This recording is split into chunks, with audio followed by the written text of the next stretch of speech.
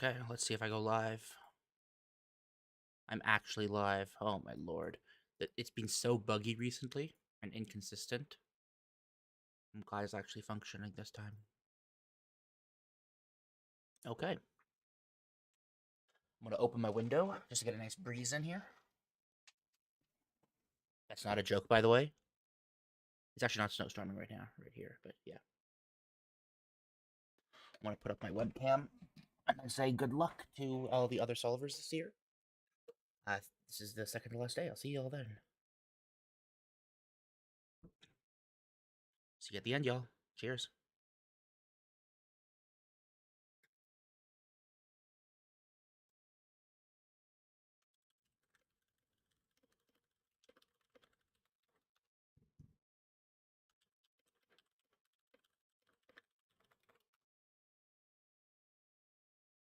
Okay. Ah, frig. Okay. Here we go.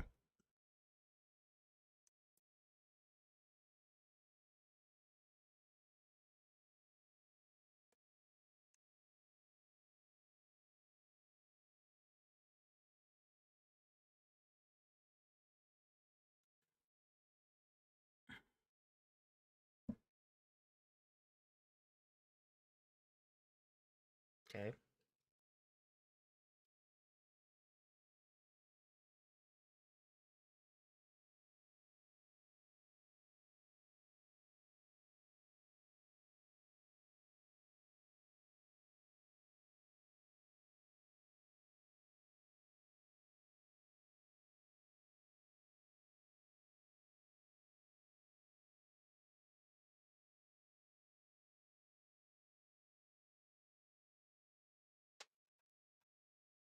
In normal position, the top row needs to reach the only the bottom row. I need to move up, wait in place simultaneously in the cannot share position.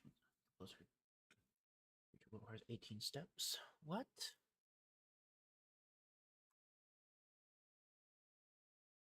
Oh, okay. Oh, Jesus Christ.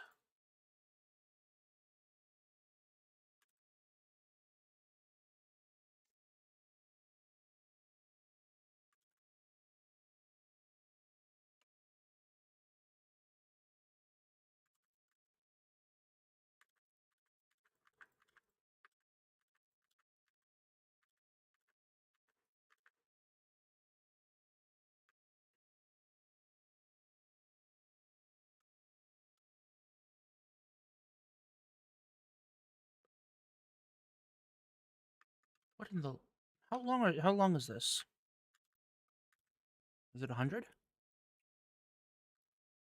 103. Okay. So,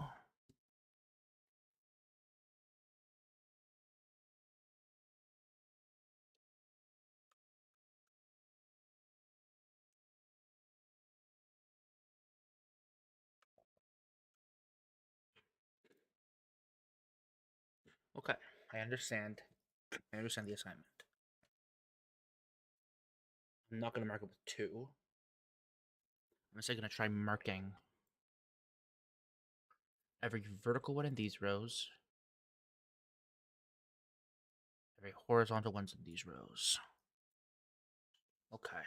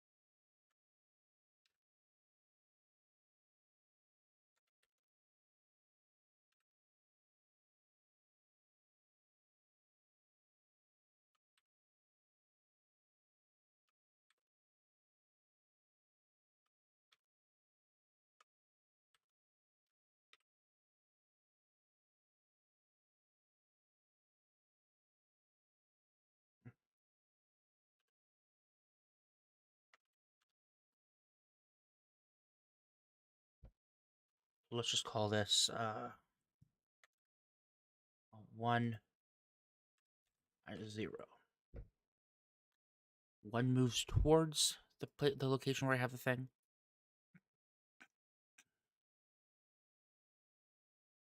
And the 0 moves away from it. And I can do the exact same thing here.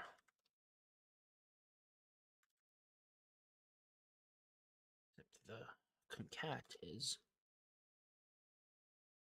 this.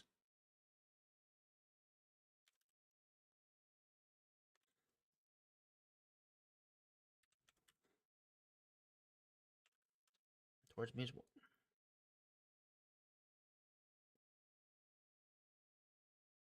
Okay. And I have this entire list. And now I can abstractify it and say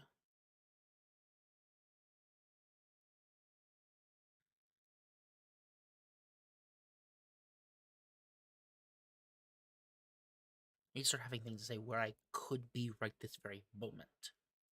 That's what I'm going to do. I'm going to make a map. This is where I could literally be exactly now.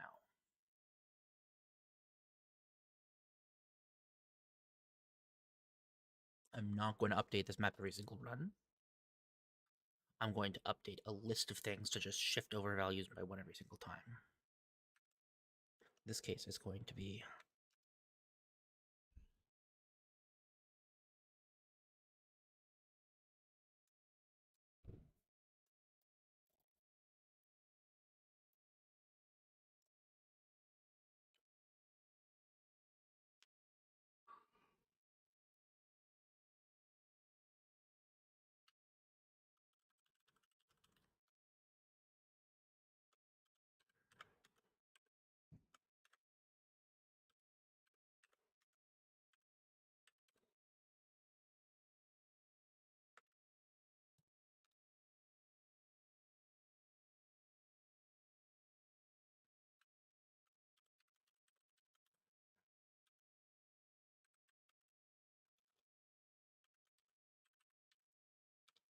okay.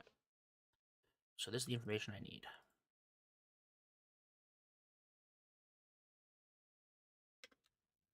I'm going to do this just to eliminate that. Cool, just to get rid of the absolute bloat that I have. Pause that a little bit. So this is the down, or rather it's down up. This is right, left.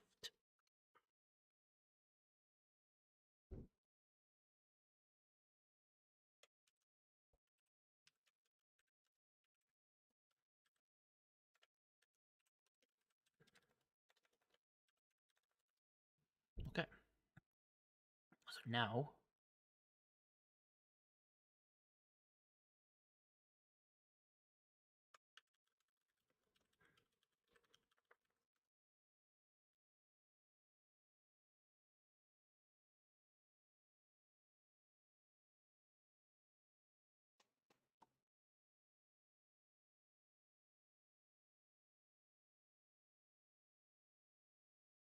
I gotta think about this.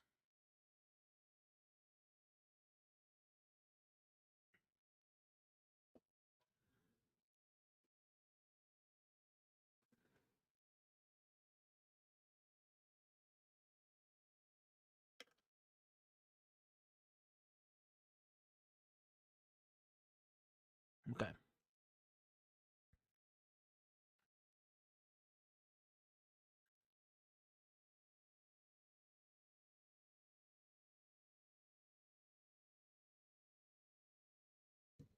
This is the left-right metric. No, this is the up-down metric. This is the left-right metric.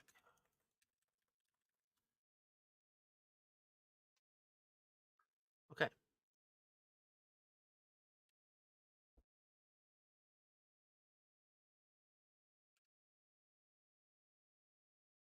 It's 102. So if I shift this over twice, it was 1 to 100. So it is.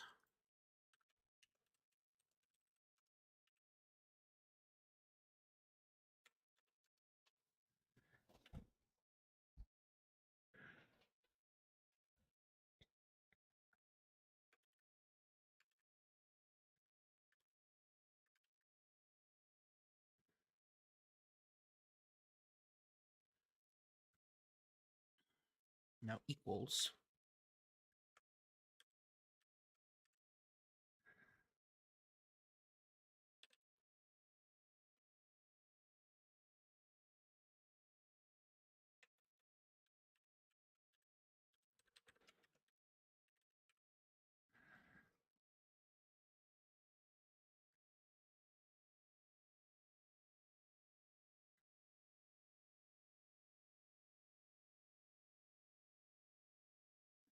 How do I take the first character from each of these?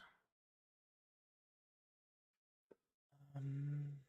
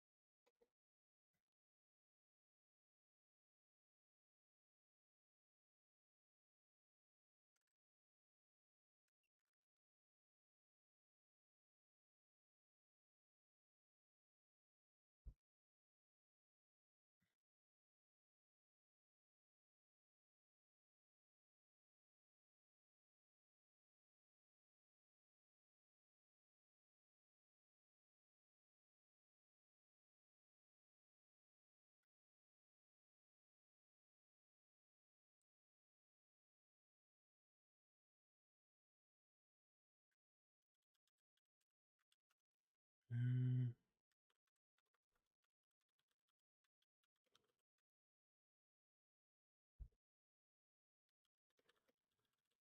looking something up right now.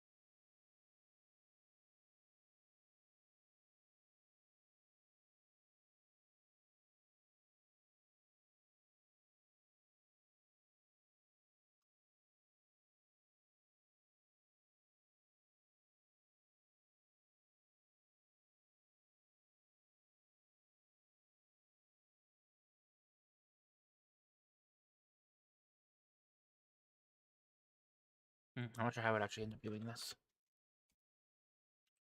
What I was hoping I'd be able to do is just like obviously just like pull the first character of each row, but that doesn't actually work.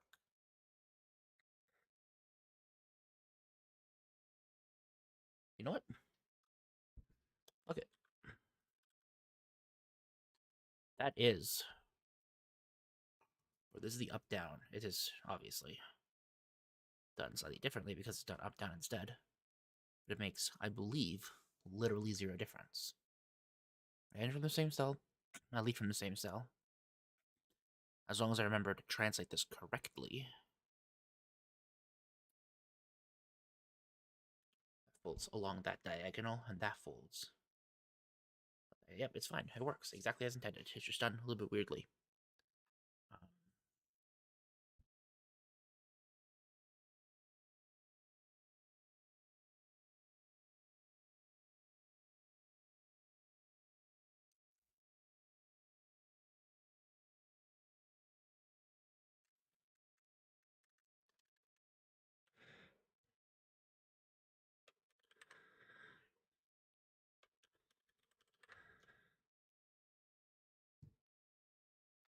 What filter I want?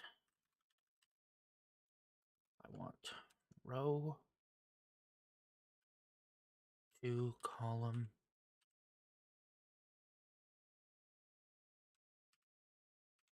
Oh, that's not going to work, is it?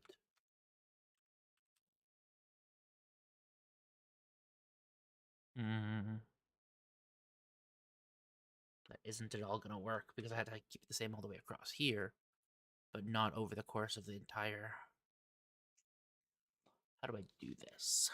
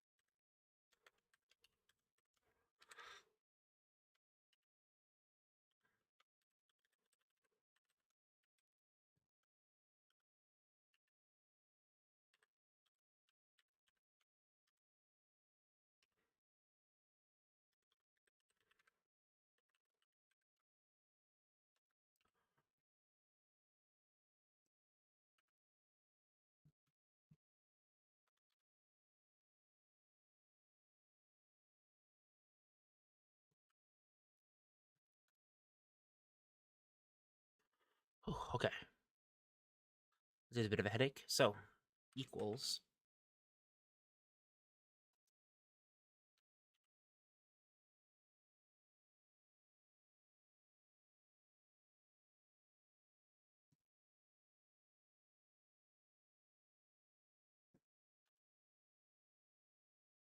Okay, now I'm just going to do code that. There we go. Oh. Okay.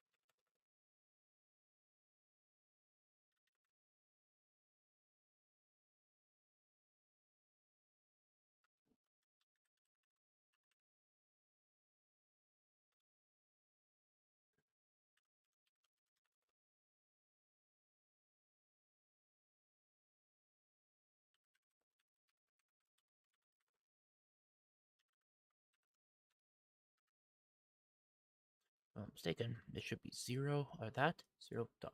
Yep. 0 1. 0 dot. Then dot 1. Cool.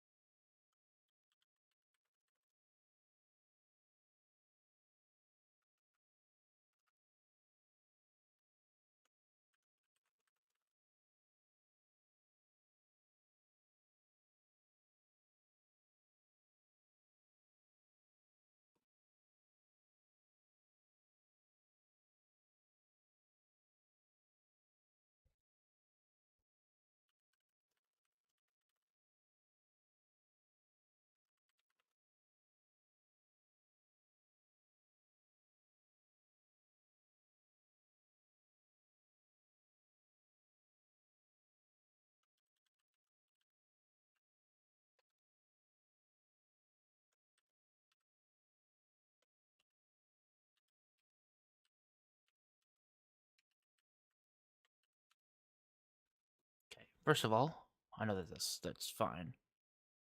The first one should be down here. Oh, well, cool. I fucked it up anyways, but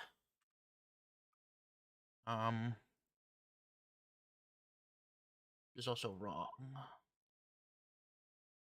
Front row, column, 7. False, yes. Column 111 minus 107 is 4. So first one.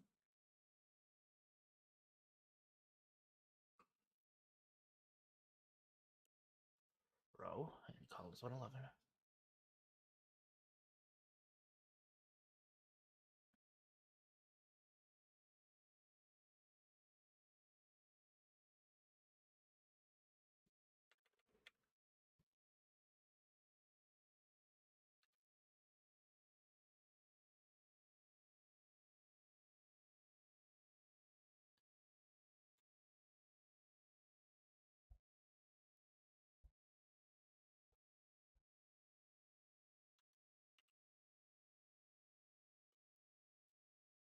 Oh, that is correct. Sorry, I'm just wrong.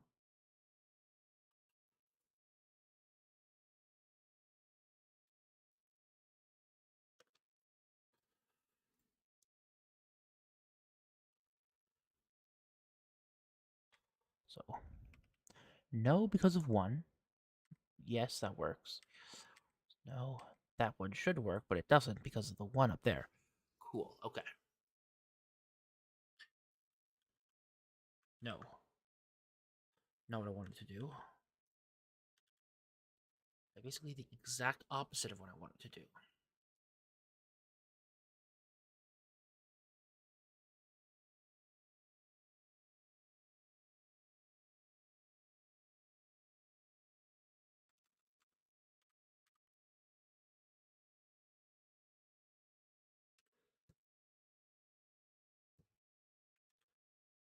Basically the same one as this.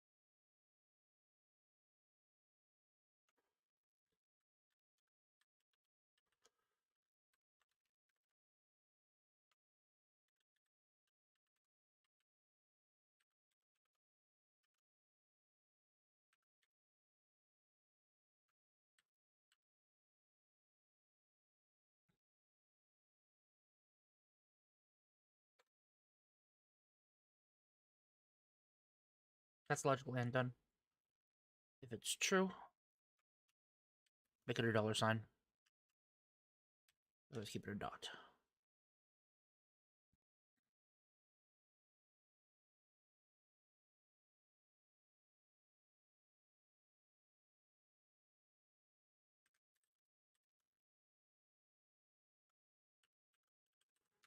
Go to column 145, please.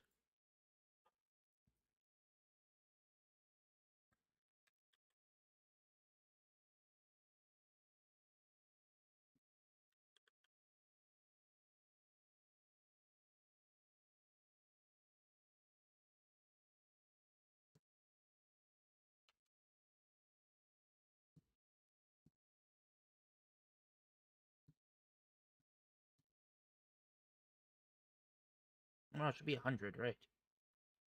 Or this is this is the long one. So that's the 100.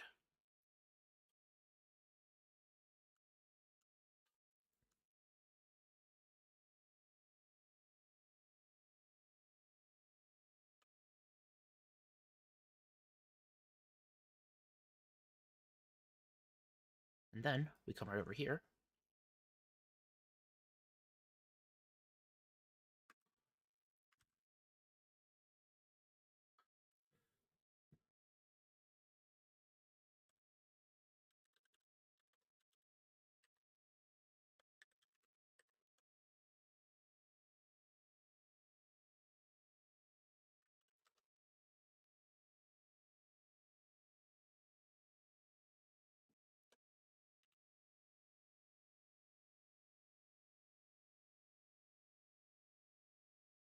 Actually, this isn't gonna work, is it?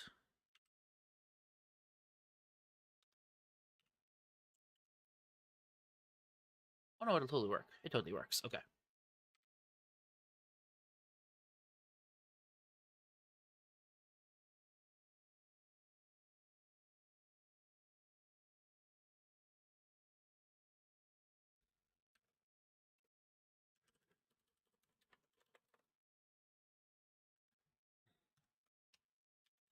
I need every string combination that might be relevant.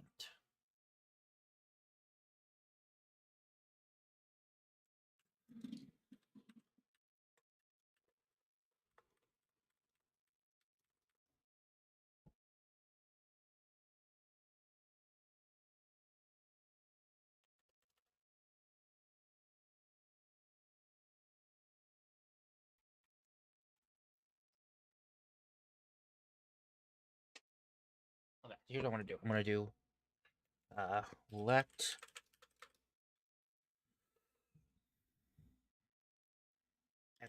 0x be called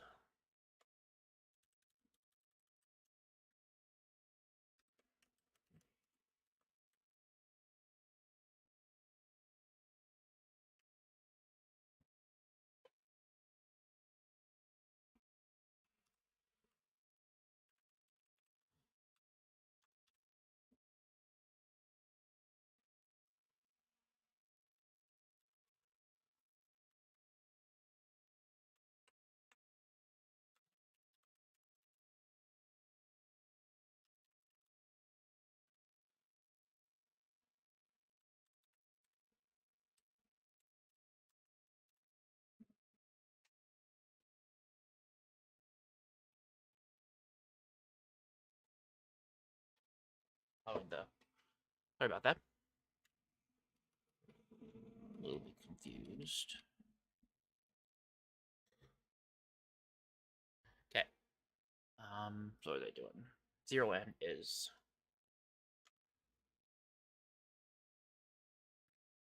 so all the ones.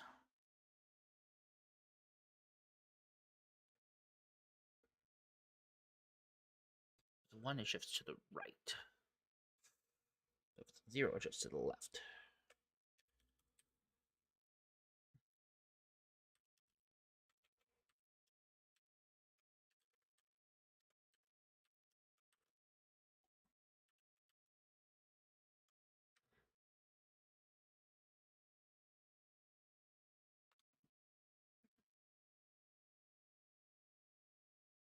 That's shifting it down.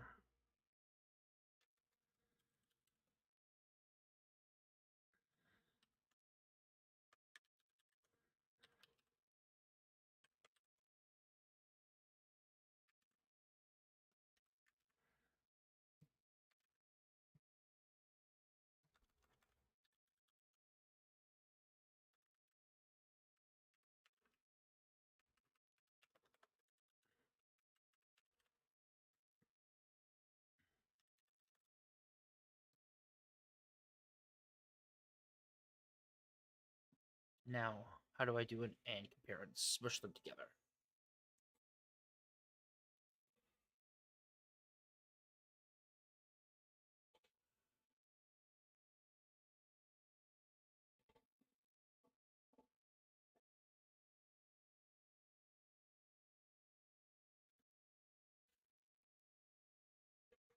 How do I do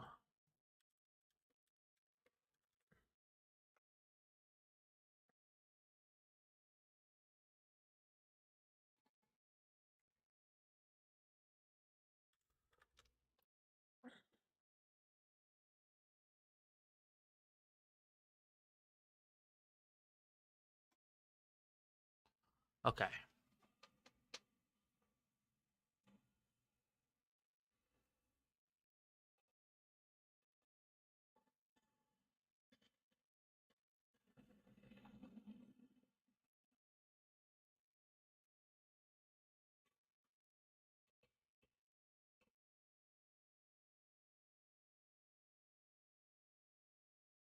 Oh god, I thought oh what was the pain?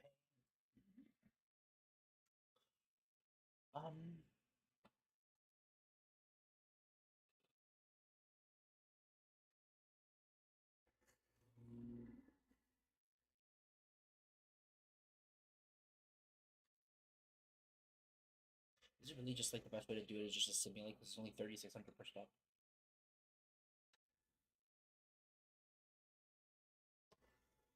I think about just abandoning the solution entirely and just saying, screw it.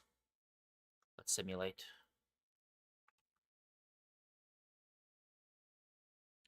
The more I think about it, the easier I think that'll end up being.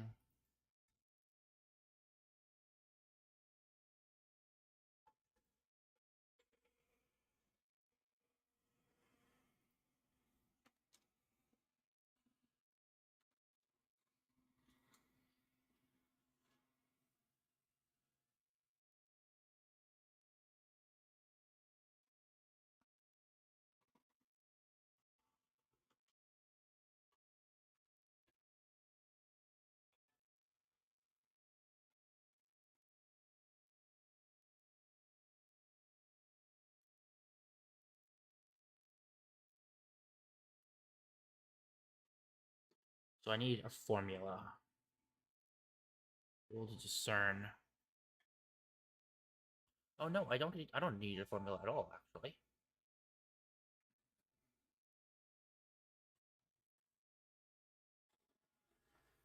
I can just have in-between steps.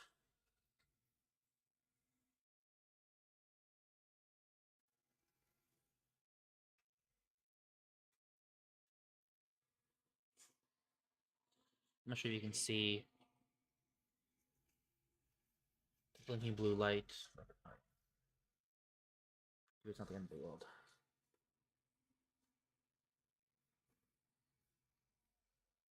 Except now what I'm going to do is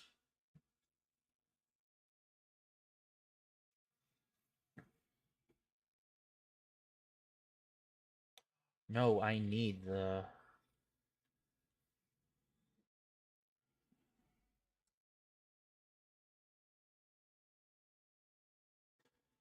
oh my lord, I can't believe I actually need it.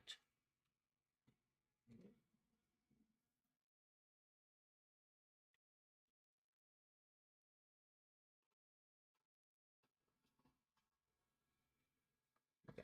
There's a reason why I need it, and I can show you in a moment.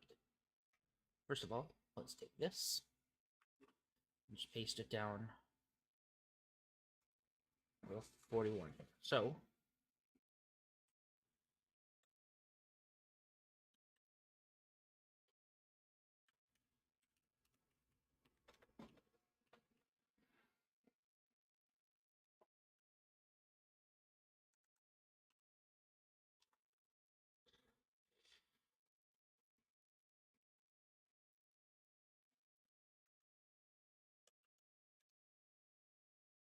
we're going to insert one. Just for convenience, we have a little bit of a buffer for me to do what I want to do. If not, then must not be on the barrier, so I can do this calculation safely.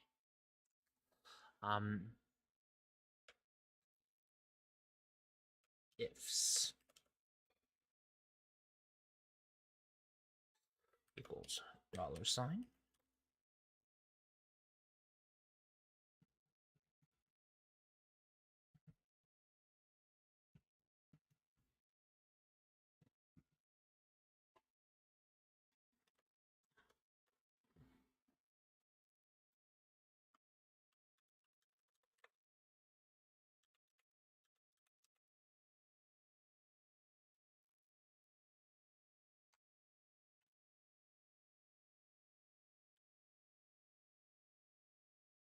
No, okay.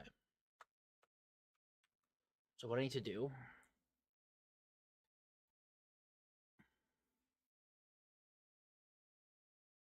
just start with that.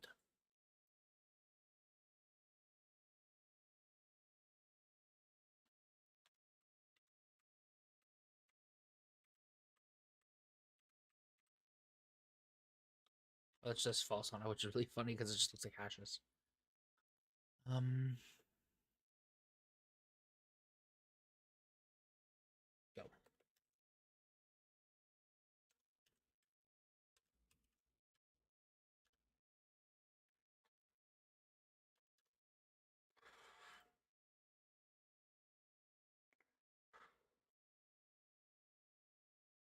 This is right. This is a list of all of the rights. Then I want to do the same thing.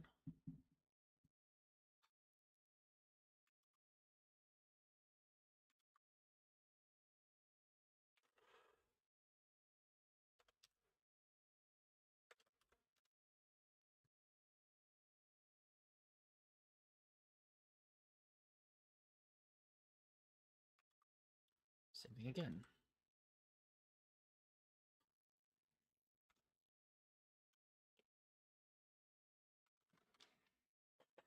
And it's 120 now.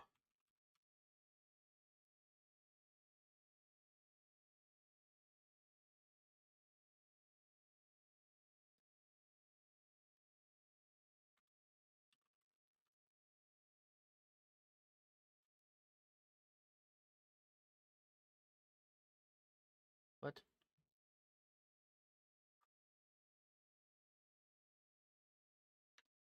Oh, because I fucked up and it should be.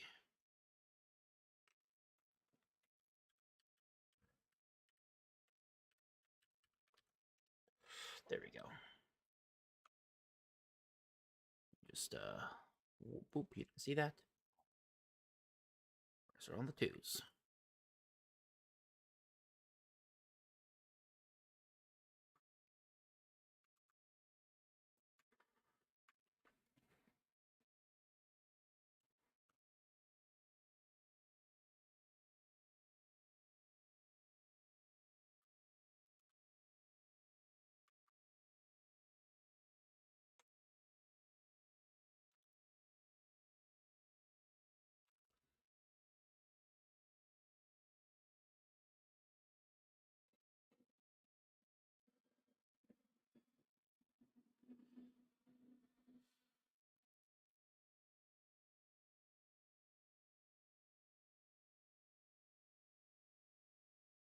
Okay.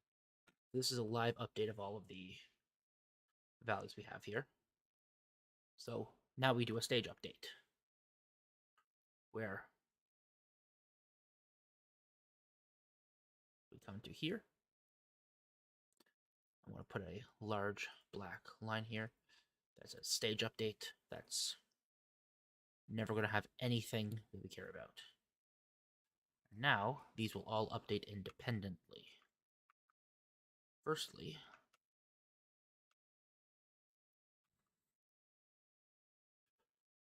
paste formatting.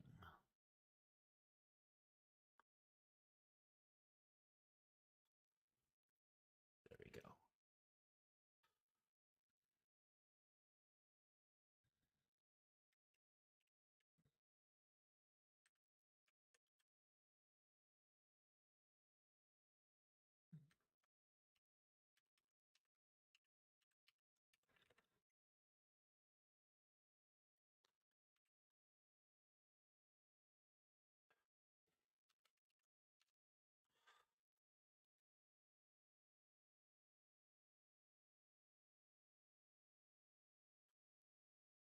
So this is the exact same thing, just shifted over by one.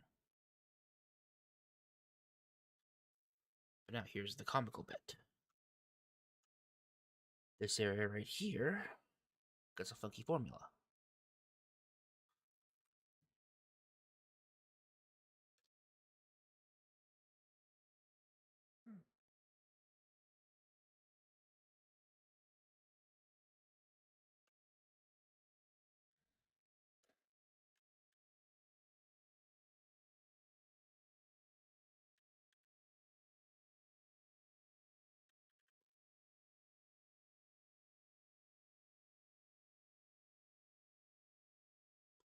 So this is the ones that don't matter.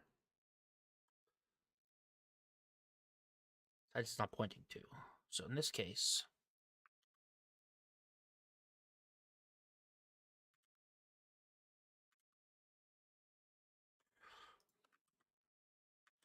that's that it's not pointing to. So now we can do the exact same thing. This here is orange.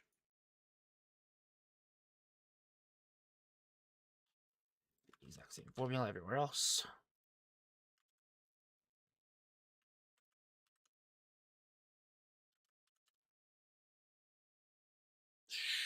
swing, except instead of minus 104, minus 102.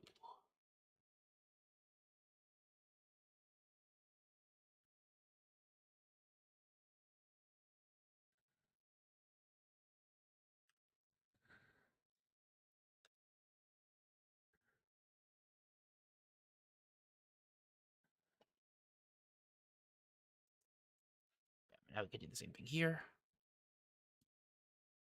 It's all heading up, so this is fine to put down here. Put there.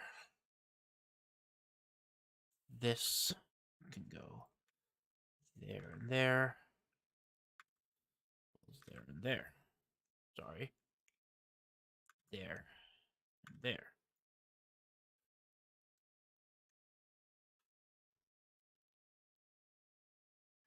Then in the pocket goes orange, which is the place where all the funny haha changes wrapping happen.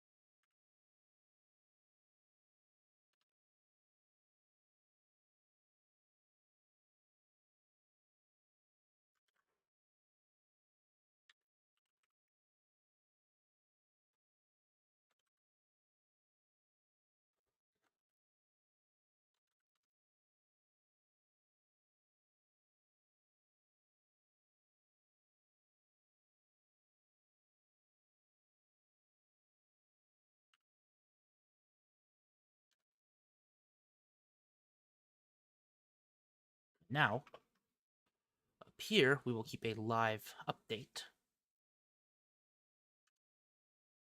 Let's see if I can do this correctly now. This is after 1 minute. I'm going to put in a $sign.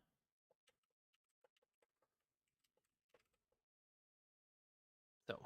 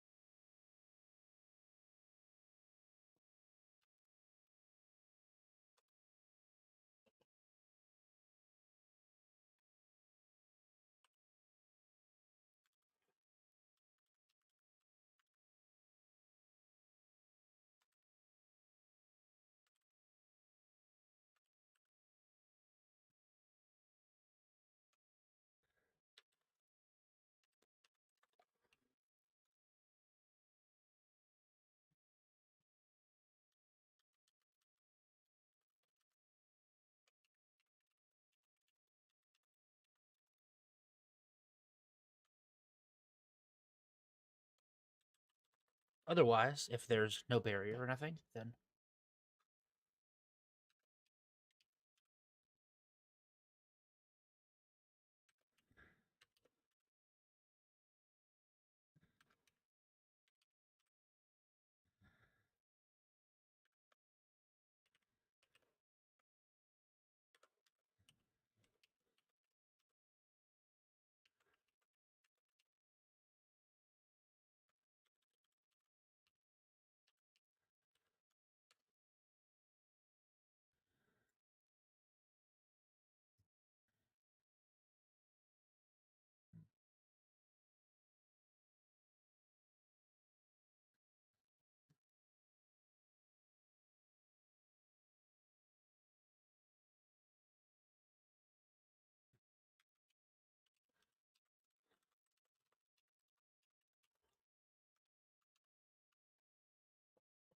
You can wait in place. Okay.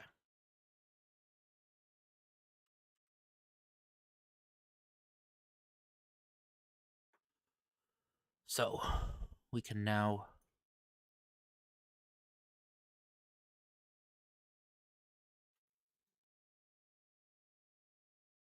this I'm going to no fill equals this cell. So what I want to do is I want to close all this, hide, to like here, hide.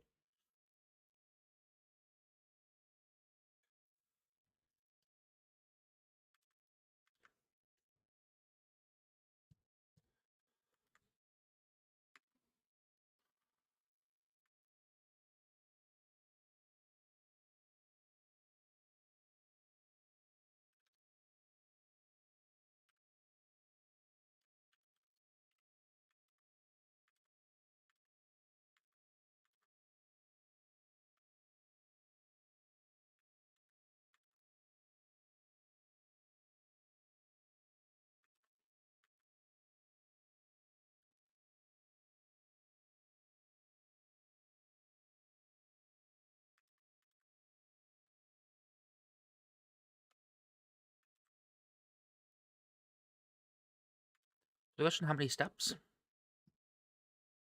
Here's number of minutes.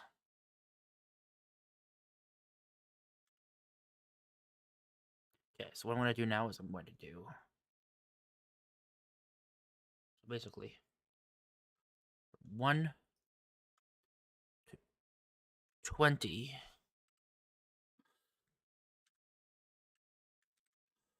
It'll take a couple seconds to think, and that's a-okay.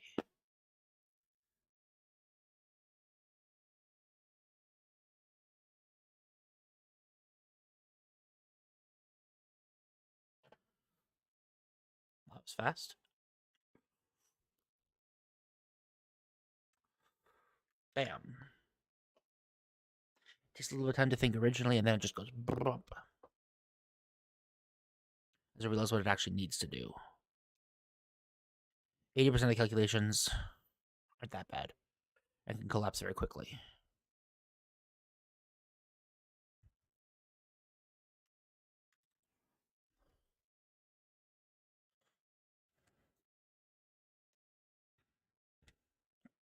I like this solution. It definitely works quite well.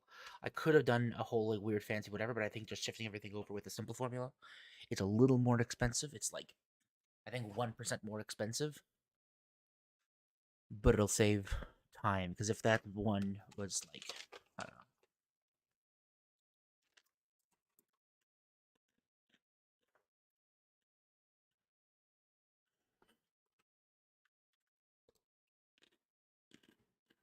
I still see none in that area. I'm gonna open one when I get to 100. Theoretically, where I could have theoretically been in the snowstorm.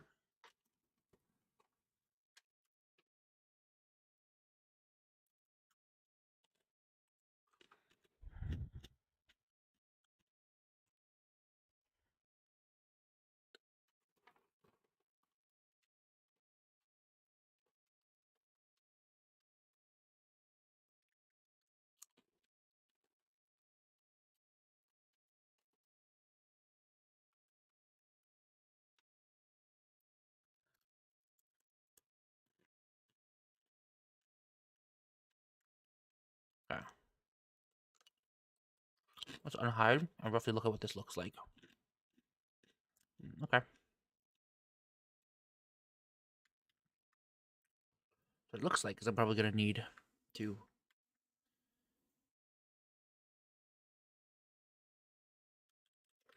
say 24. Let's save all the way.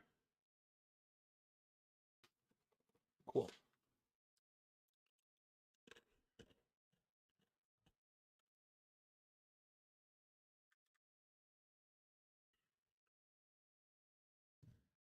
Okay.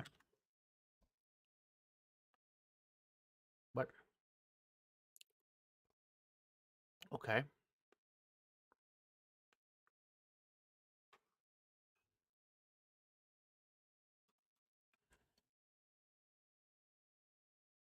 Let's just do 20 then.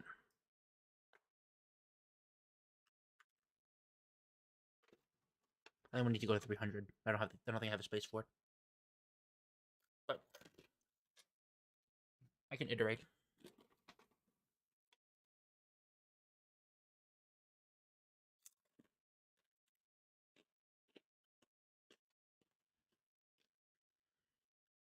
Yeah, because it's 1665, right? Because I'm doing columns instead of rows.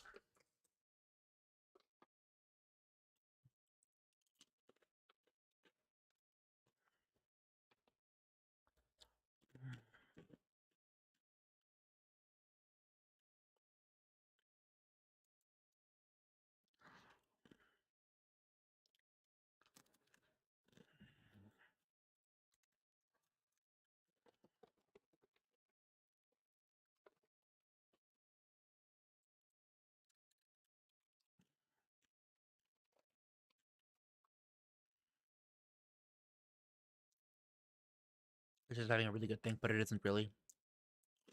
It's lying. Well, it's thinking.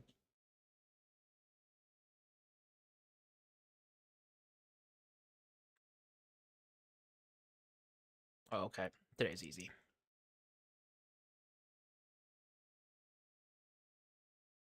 Oh, that just finished. Nope.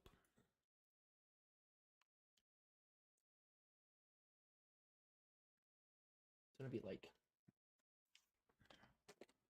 somewhere in the 300s.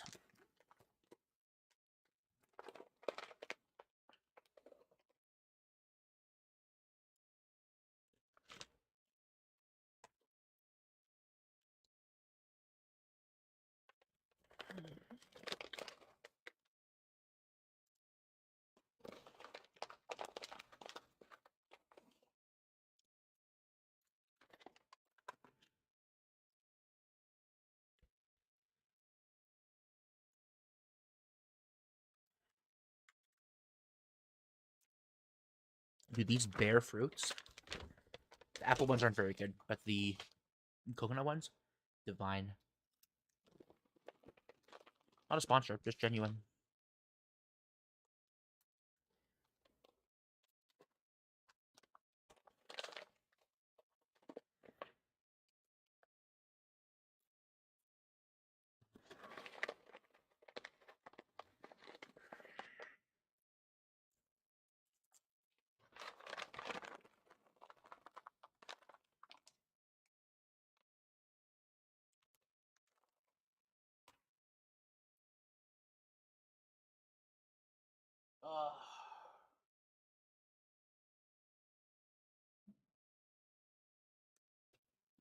It's so cold outside right now.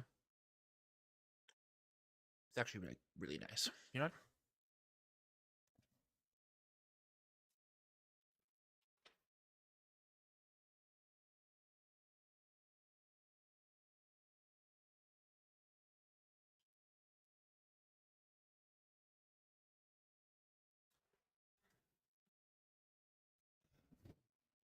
My bottle of water.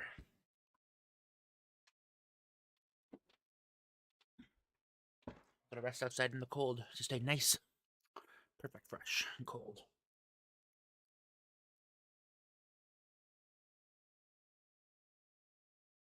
Maybe doing them in tens would be better. Because it does seem to be a lot slower doing a 20 than 2 10s.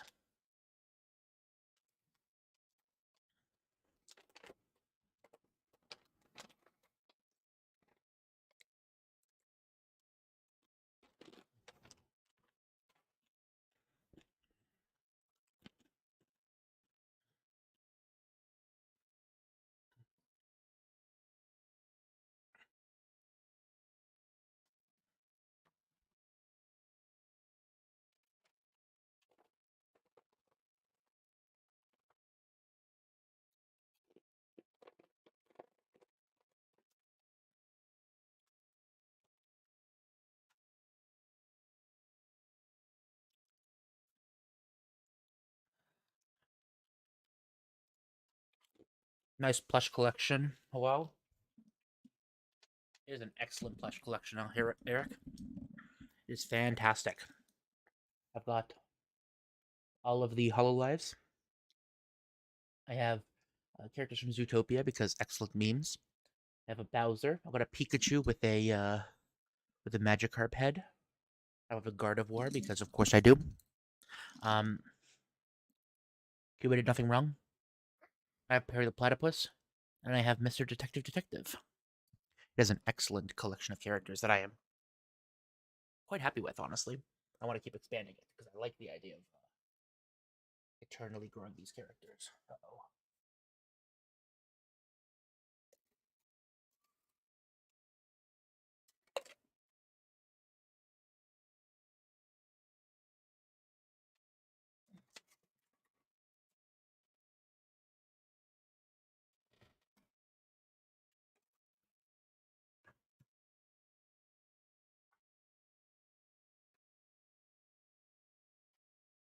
I spilled water all over my PC, but oh well.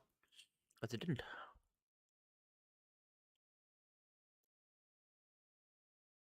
Close this for now just to get out of the way.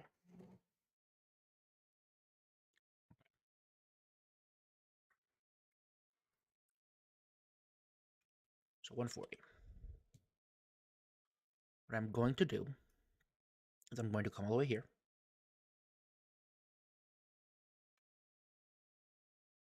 I'm going to copy exactly that.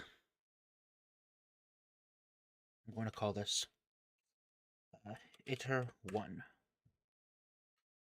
going to delete this. I'm going to delete that, and with iter1, paste. Copy, paste. Things are going to happen. Bunch of messery is going to happen. Okay. And this is equal to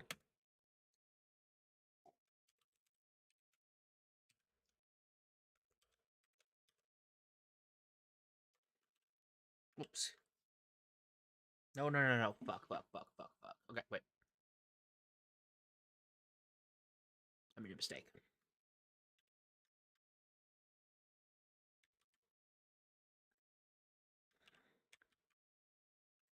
Paste here. Nope. Oh my lord. I'll paste up. Let's just delete for simplicity. There. Okay. This should work. So, yep, it's going to say absolutely nothing, which is good. That's fine. 1.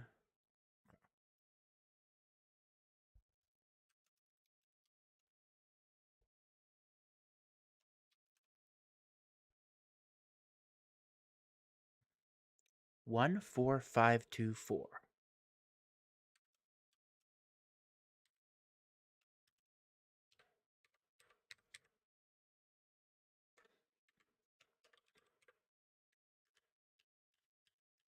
Oh my god.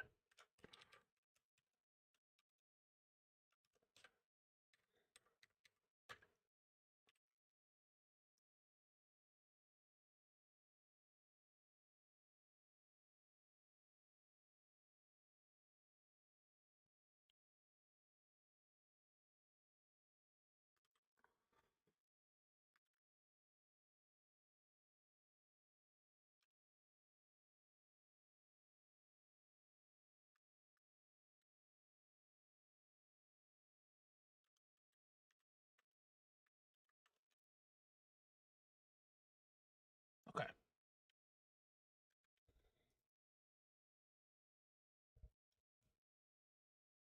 14422.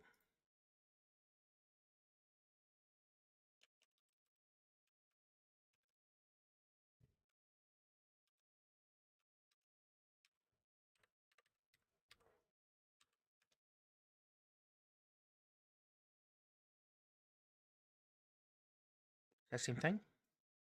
Cool. Uh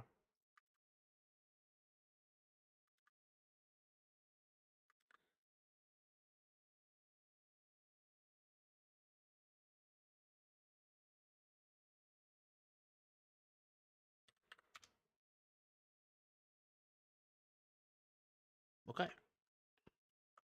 Now I think I can, from here,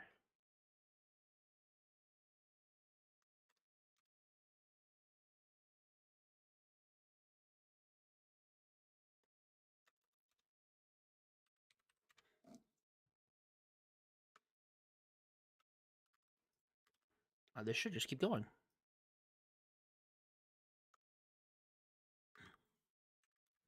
Sometimes modern problems require modern solutions.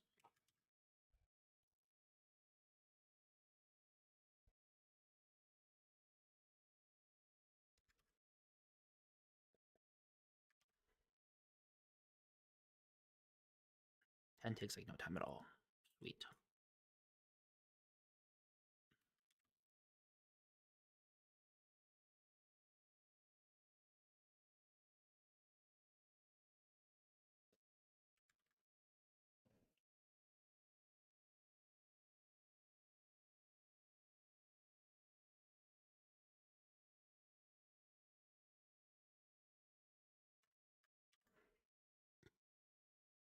Once I get to 200, I'll check into it and see how deep it goes.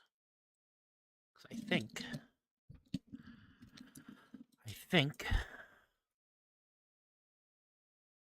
I'm about 2/3 of the way. Because I checked at 100.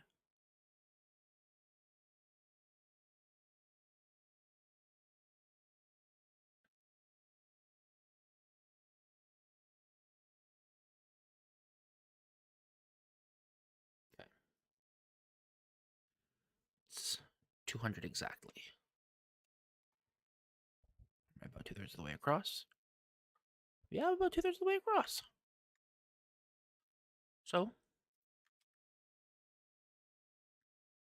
we get to keep going. I think it's going to be about 300. That was my final guess before. And I think that that's going to hold true. It's take me 5 hours to navigate this blizzard.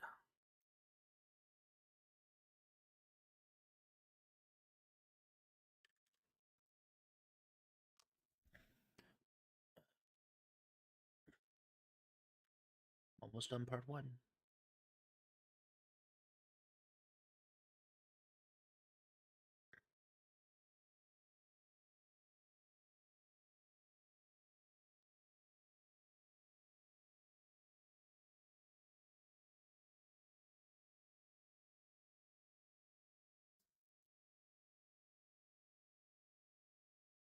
Hello?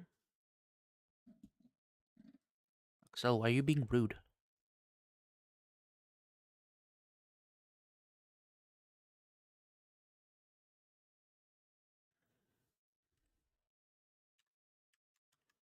Please don't take this long anymore. I would appreciate if you just don't.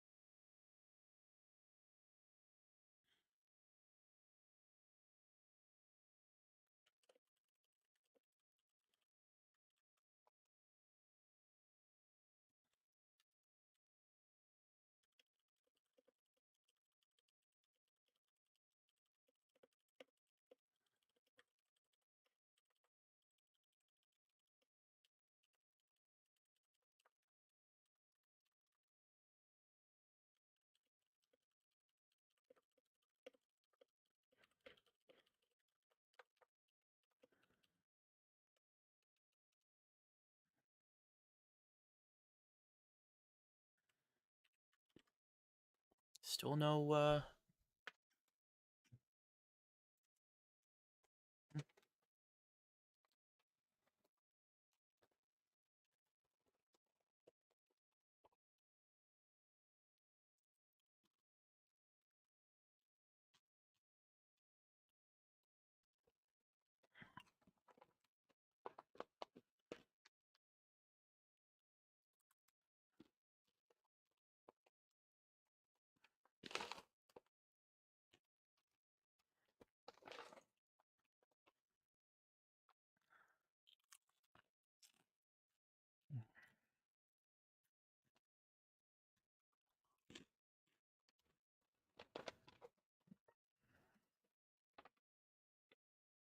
These aren't great, but I just need a little bit of munching food.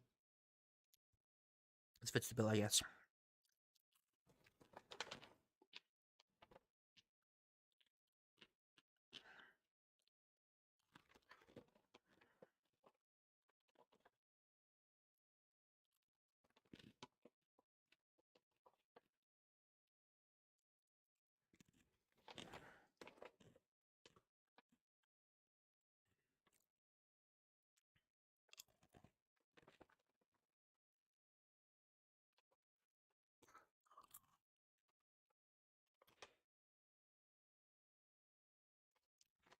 But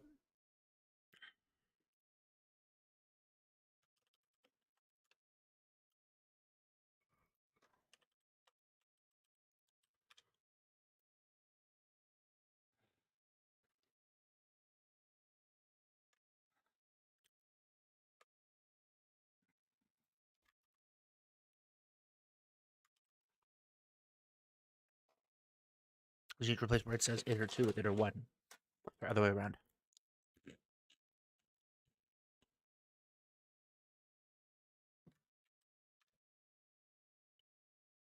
In this case, the number is 10506.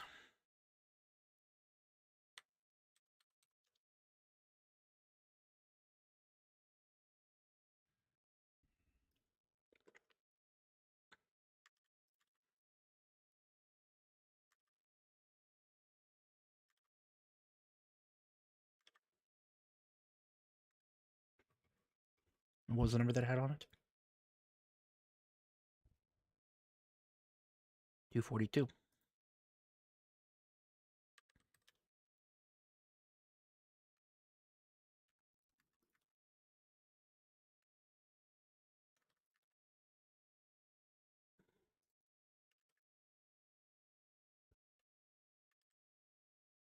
What I should have done is broken it up every 100 steps.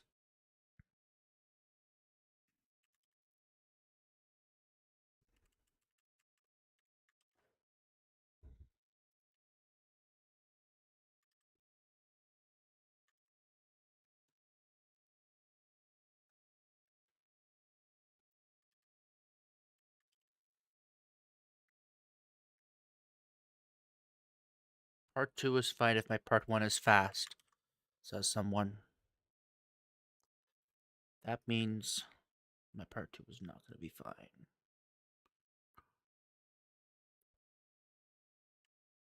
And I think that pretty demonstrably will say my part 2 is not going to be fine. And that I would probably call it incredibly unfine. If I had to put a word to it. So we're on 295 to 300. I'm expecting it to start breaking to the right side. Not quite yet. In this pace, I think we're going to start having dollar signs on the right side.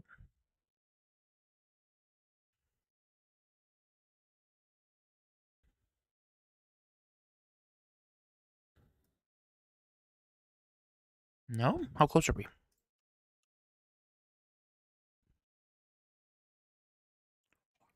Oh, wow. Did I F it up somehow? Oh.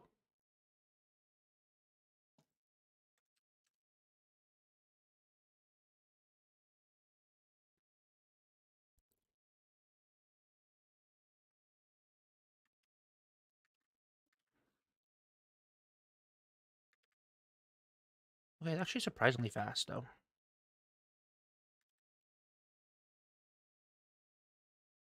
Honestly, I was expecting way worse.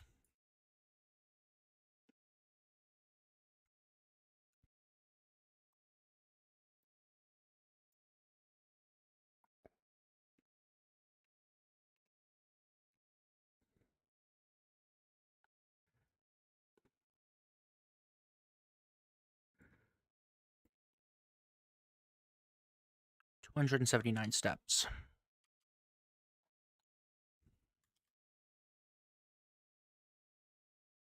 We're going to snacks at the beginning of the valley. Since you're so good at dodging blizzards, the elves humbly request go back for snacks. The same initial conditions.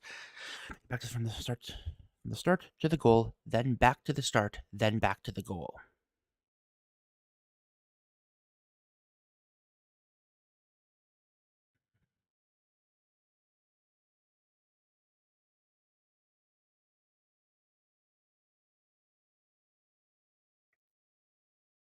Okay.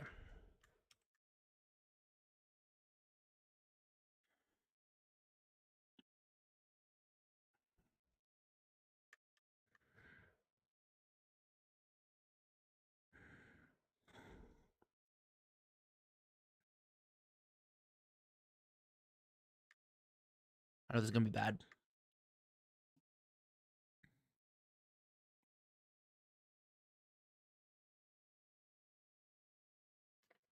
Where? It's gonna take a bit. Shit. Wait, no. Meant to paste as I'm stupid. God damn it. Gonna give a major circular error. It's gonna take forever for it to crash. Crap.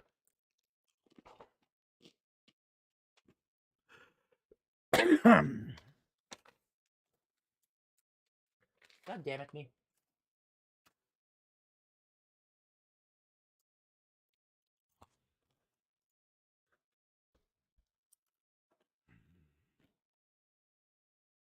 What? Did I paste as?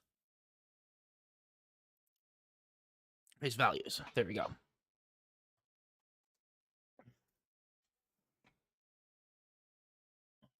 You can see the water's a little cooler now.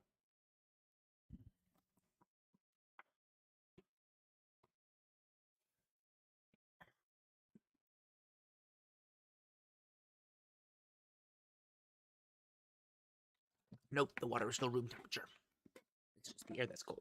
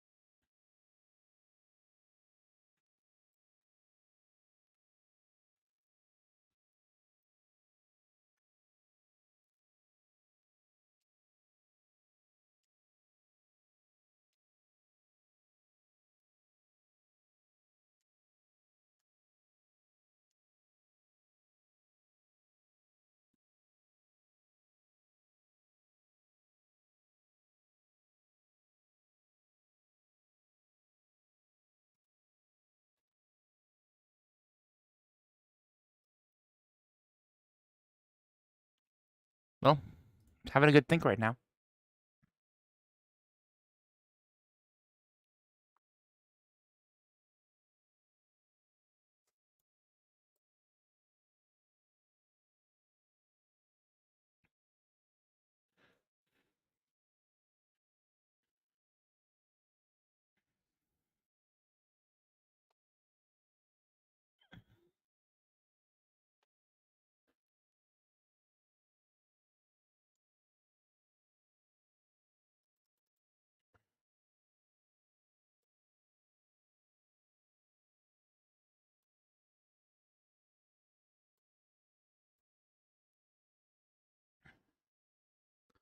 Hello, I haven't finished yet. I just wanted to undeafen because I finished part 1. Okay. Yeah, I completely effed up the moment I started part 2 because when I meant to paste symbols, I accidentally pasted formulas, which created the absolutely largest reference loop I've ever made. And now it has to just wait through the probably millions of bad references before it'll not die and then actually let me do what I want to do. Oopsie doodles. I did a little mistakey. Yeah, I can't because Excel's frozen. I'm actually tempted just to kill Excel and then bring it back up from a save because I don't need like the entire completed thing in order to, like, I can just like rebuild if I need to.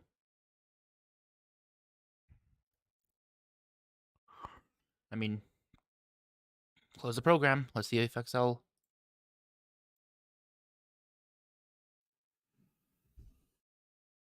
Ah,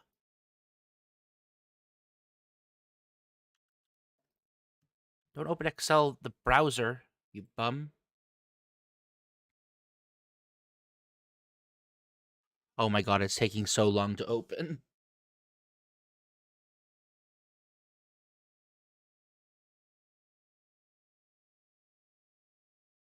What did you do wrong?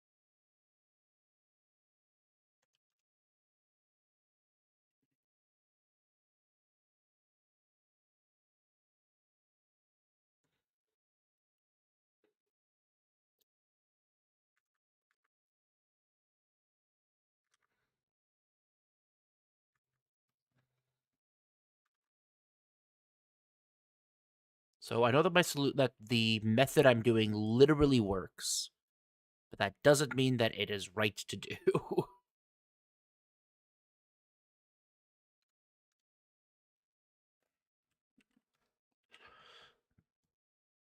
I know exactly how what I need to do for part 2. It's just going to be a massive pain in the patoot to do it.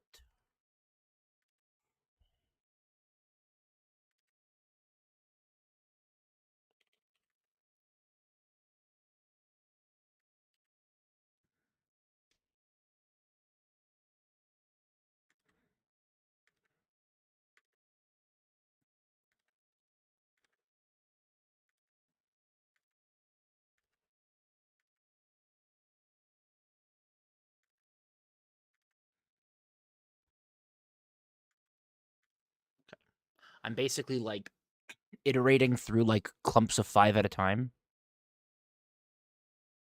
10 at a time, just to try slowly processing the whole thing. But god, it takes so long.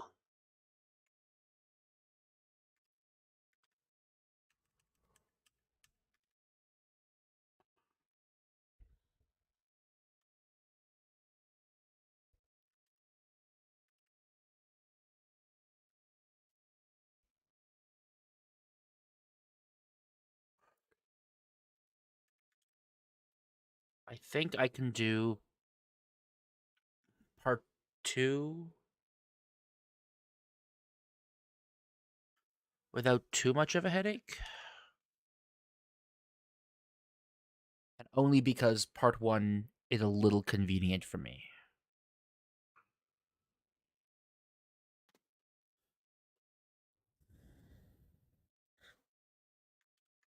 Let's save here so that if I completely F it up, I can recover. The difference between you guys and me is that if your guys' program fails, you can just kill it and try again. But if mine fails, I have to reload from save.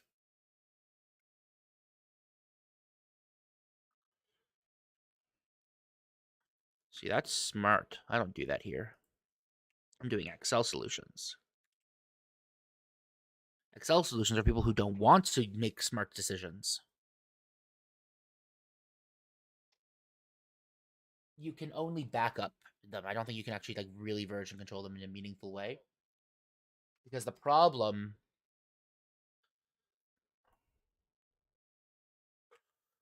Yeah, but the problem with using version control is that they're with Excel files, they get stupidly large.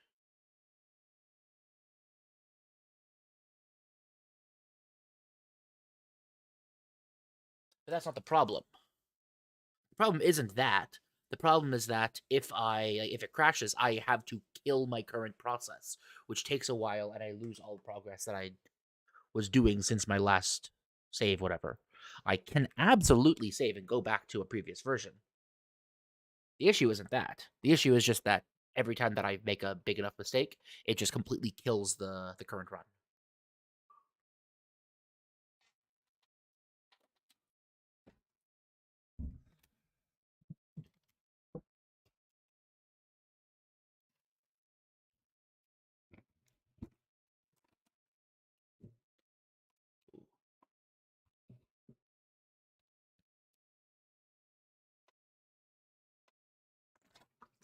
I put my water bottle outside like an hour ago, specifically to make my water colder.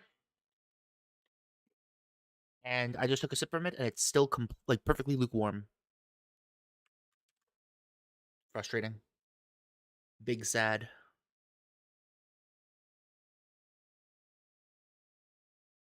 It's like -10, -12.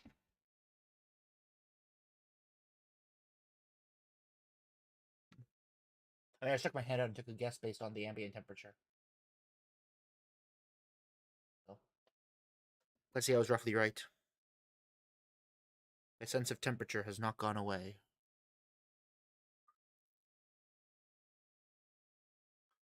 Oh no, I absolutely still will, because the problem is that my sense of temperature, although acute and precise, is not high reaction speed.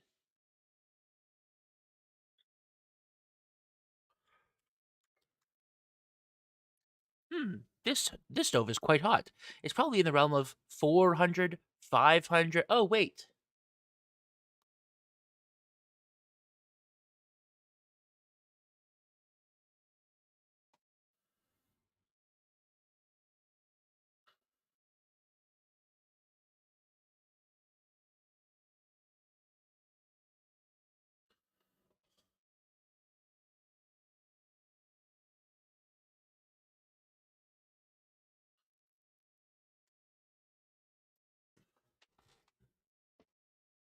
Yeah, when I was doing part 1, I was like taking a look at the progress that it was making throughout the snowstorm. I'm like, I was see if I can make like an educated guess as to when it reaches the end.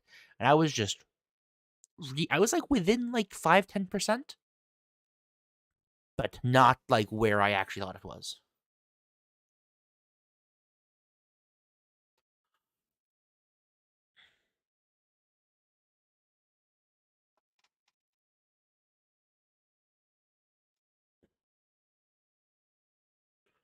Okay, I've got just a couple more paste and weights to do, and then I have rebuilt my part 1. And from there, I can then properly do part 2.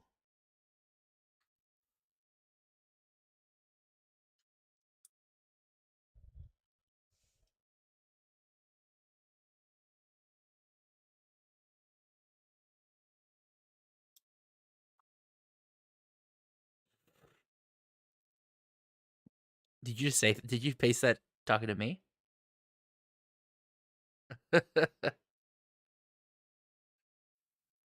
Mm,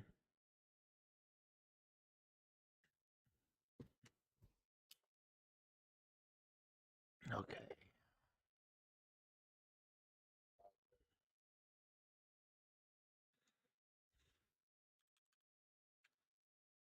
What are bounds, anyways?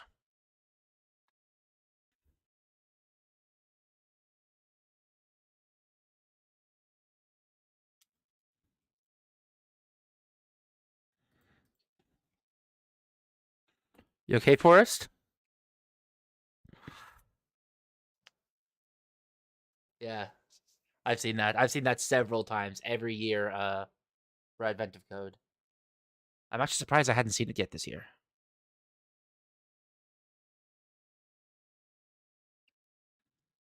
Nah, I don't stay up too late.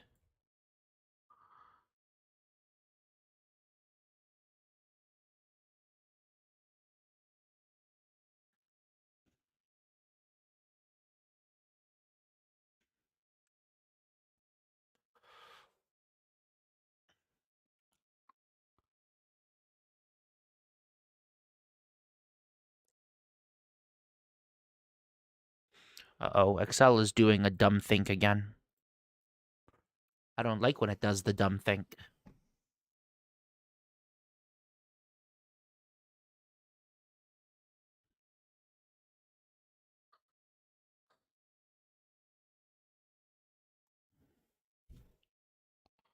Okay. Hello, Excel. I'm going to save. Saving day 24. 7, 8, 9, 10, 11. There we go. 11 seconds to save. Not too bad, all things considered. What I'm now going to do is I'm going to go do exactly the amount that I need to be done with this. Part 1, and then I will leave for like 25 minutes as it just thinks.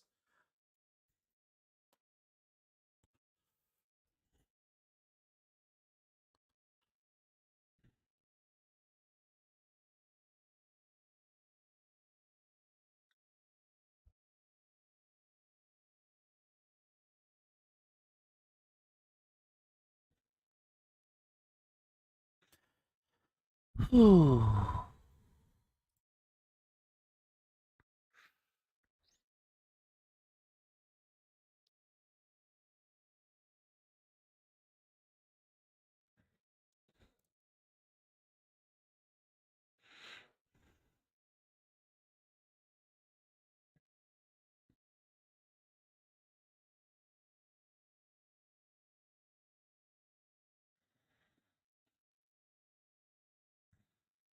Oh man, wake up, babe. New Nile Red video just came out where he makes a stinky chemical.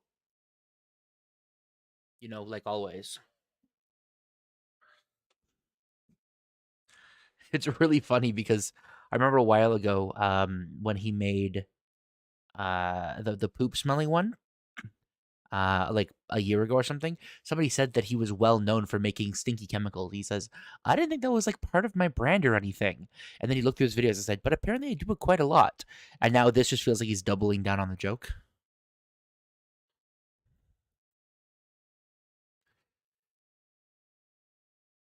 Did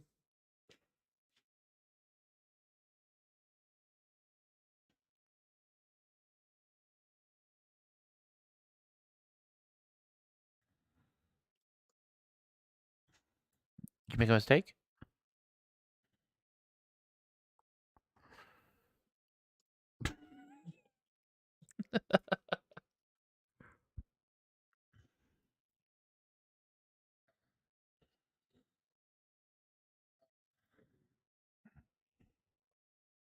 You had in bed then, Forrest?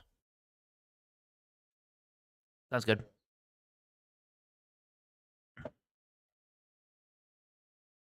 Yeah, no problem. Yeah, I agree. I'd like to chat with you again after. Give me a second. I'm just going to mute the stream just because.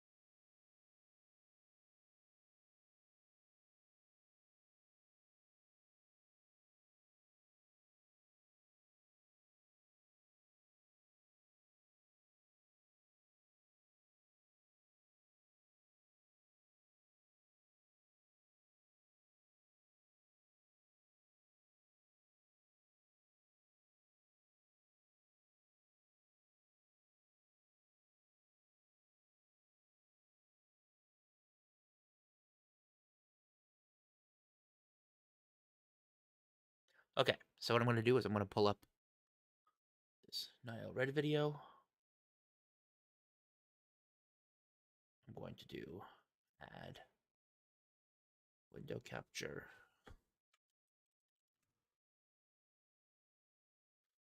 Firefox.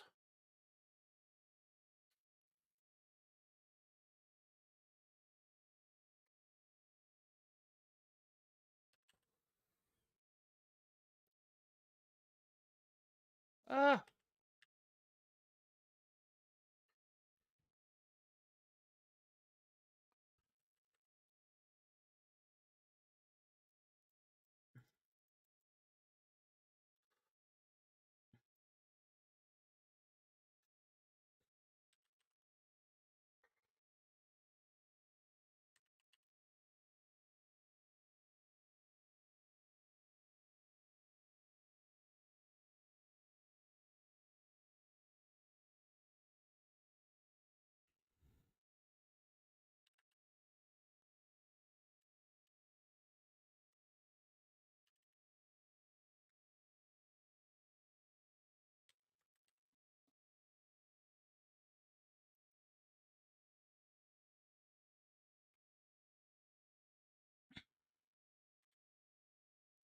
Okay, so let's just start with this for now, just to scale up so I can see all the white spots.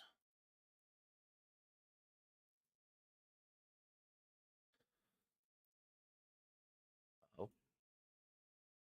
Oh no. Hello?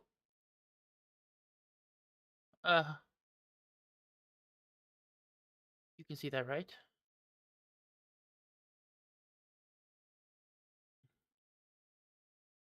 Oh no.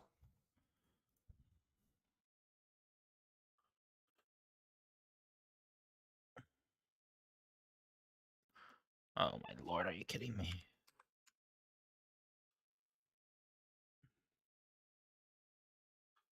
Firefox should not be using that much memory.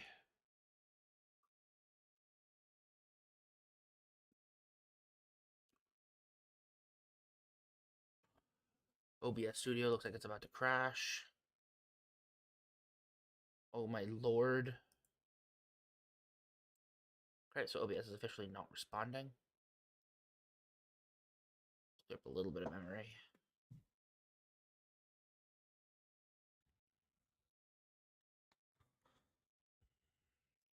There we go.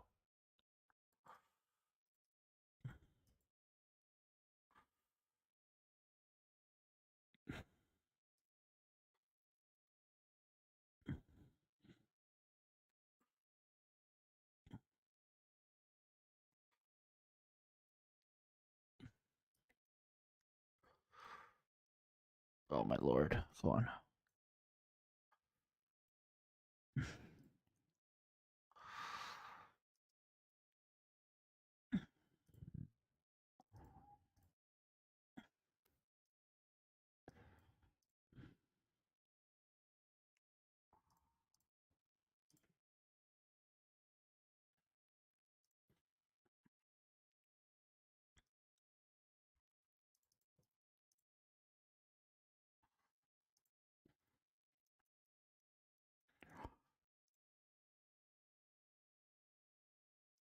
No.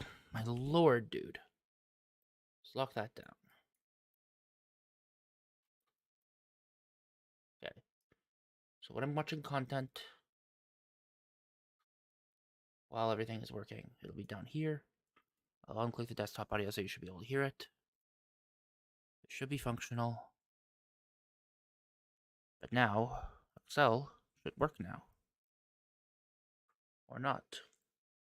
Has been sponsored by Brilliant.org. Ever since I started this channel, I've been making stinky chemicals, and some of my favorites have been things like putrescine and cadaverine, which are supposed to smell like a rotting body. I've also made some other fun ones, like butyric acid, which smells like vomit, and I've even recreated a horrible mixture that was developed by the US government. All of these, though, are apparently nothing compared to something called thioacetone, which is supposed to be the stinkiest chemical ever made. Yeah, I've heard about thioacetone. This is Everything that I've read about Brutal. it makes it sound absolutely horrible, and according to Wikipedia, it's actually considered a dangerous chemical due to Well, yeah, due to its aggressive stink. If there's something that smells that bad, I can see that being the case.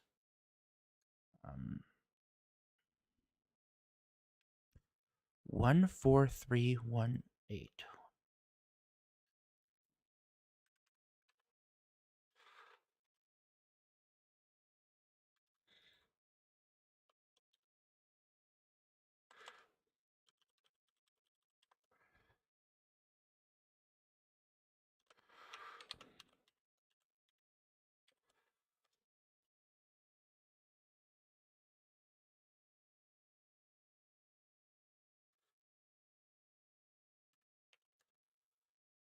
There we go.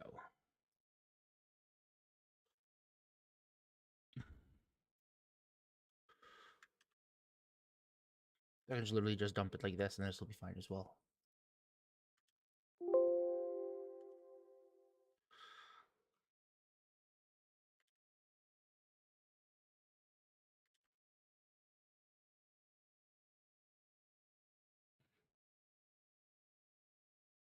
Except here is now the dollar sign.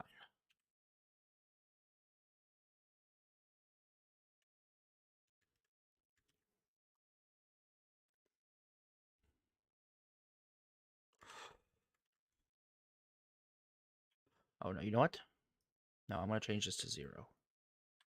Because we know that the answer before is 279, so I will orange that.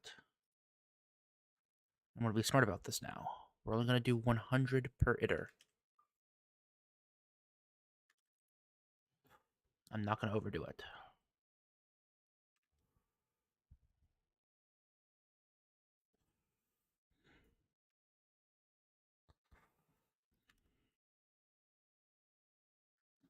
its extremely foul odor and its ability to render people unconscious and induce vomiting. Okay, What's so I'm also familiar with acetone, and I've heard that it's bad.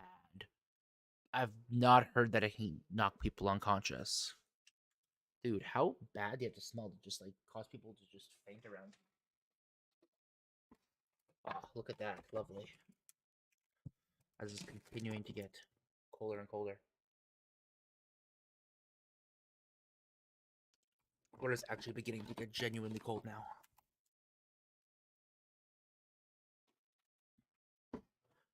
Because it's surrounded in snow, it's actually not. kind of concerning is that the smell itself has been described as just fearful, and it apparently has the ability to spread over large areas. Okay. This was unfortunately experienced firsthand in 1889 when some scientists accidentally released a small amount of it. The horrible smell was then able to quickly spread out over a large area of the town, and it caused people to faint and vomit, and it led to a panic evacuation. There are even some claims that diluting the smell makes it worse, and that it's possible to smell a drop of it downwind in seconds, even at a quarter mile away. Based on all of this, it really does sound like the worst smelling chemical ever, but I honestly just don't really believe it. Even though all of these claims are coming from credible papers and reports, it just doesn't seem possible that something could be that horrible. All of this made me really curious, though, and I just felt that I had to know what it smelled like and to experience the horror myself. Sadly, though, I couldn't find anywhere to buy it from. Legend. And it doesn't seem like anyone has made it in the last 60 years. So, if I wanted to see if it was actually as bad as it's claimed to be, it was unfortunately looking like I only had one real option,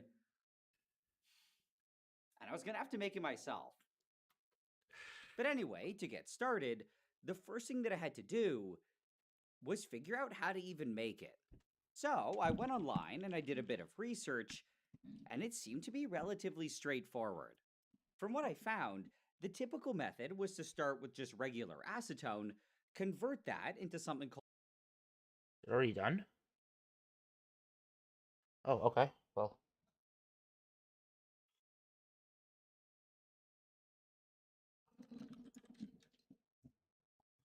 So once again, come back here. Difference is now, I come copy that,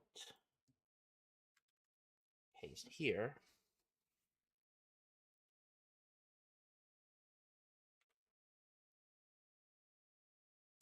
How much is each step? 103.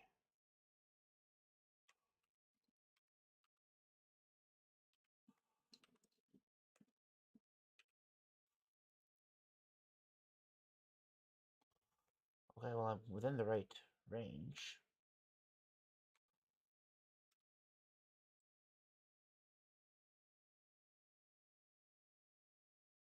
Oh, wait a moment. Did I nail it?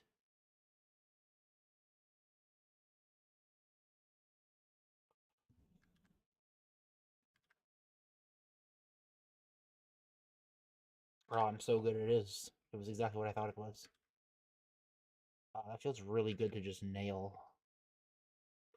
Honestly, feels absolutely phenomenal. So now it's 100.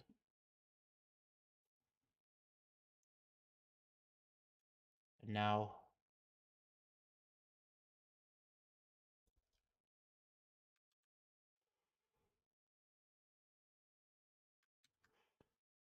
we can watch more now red.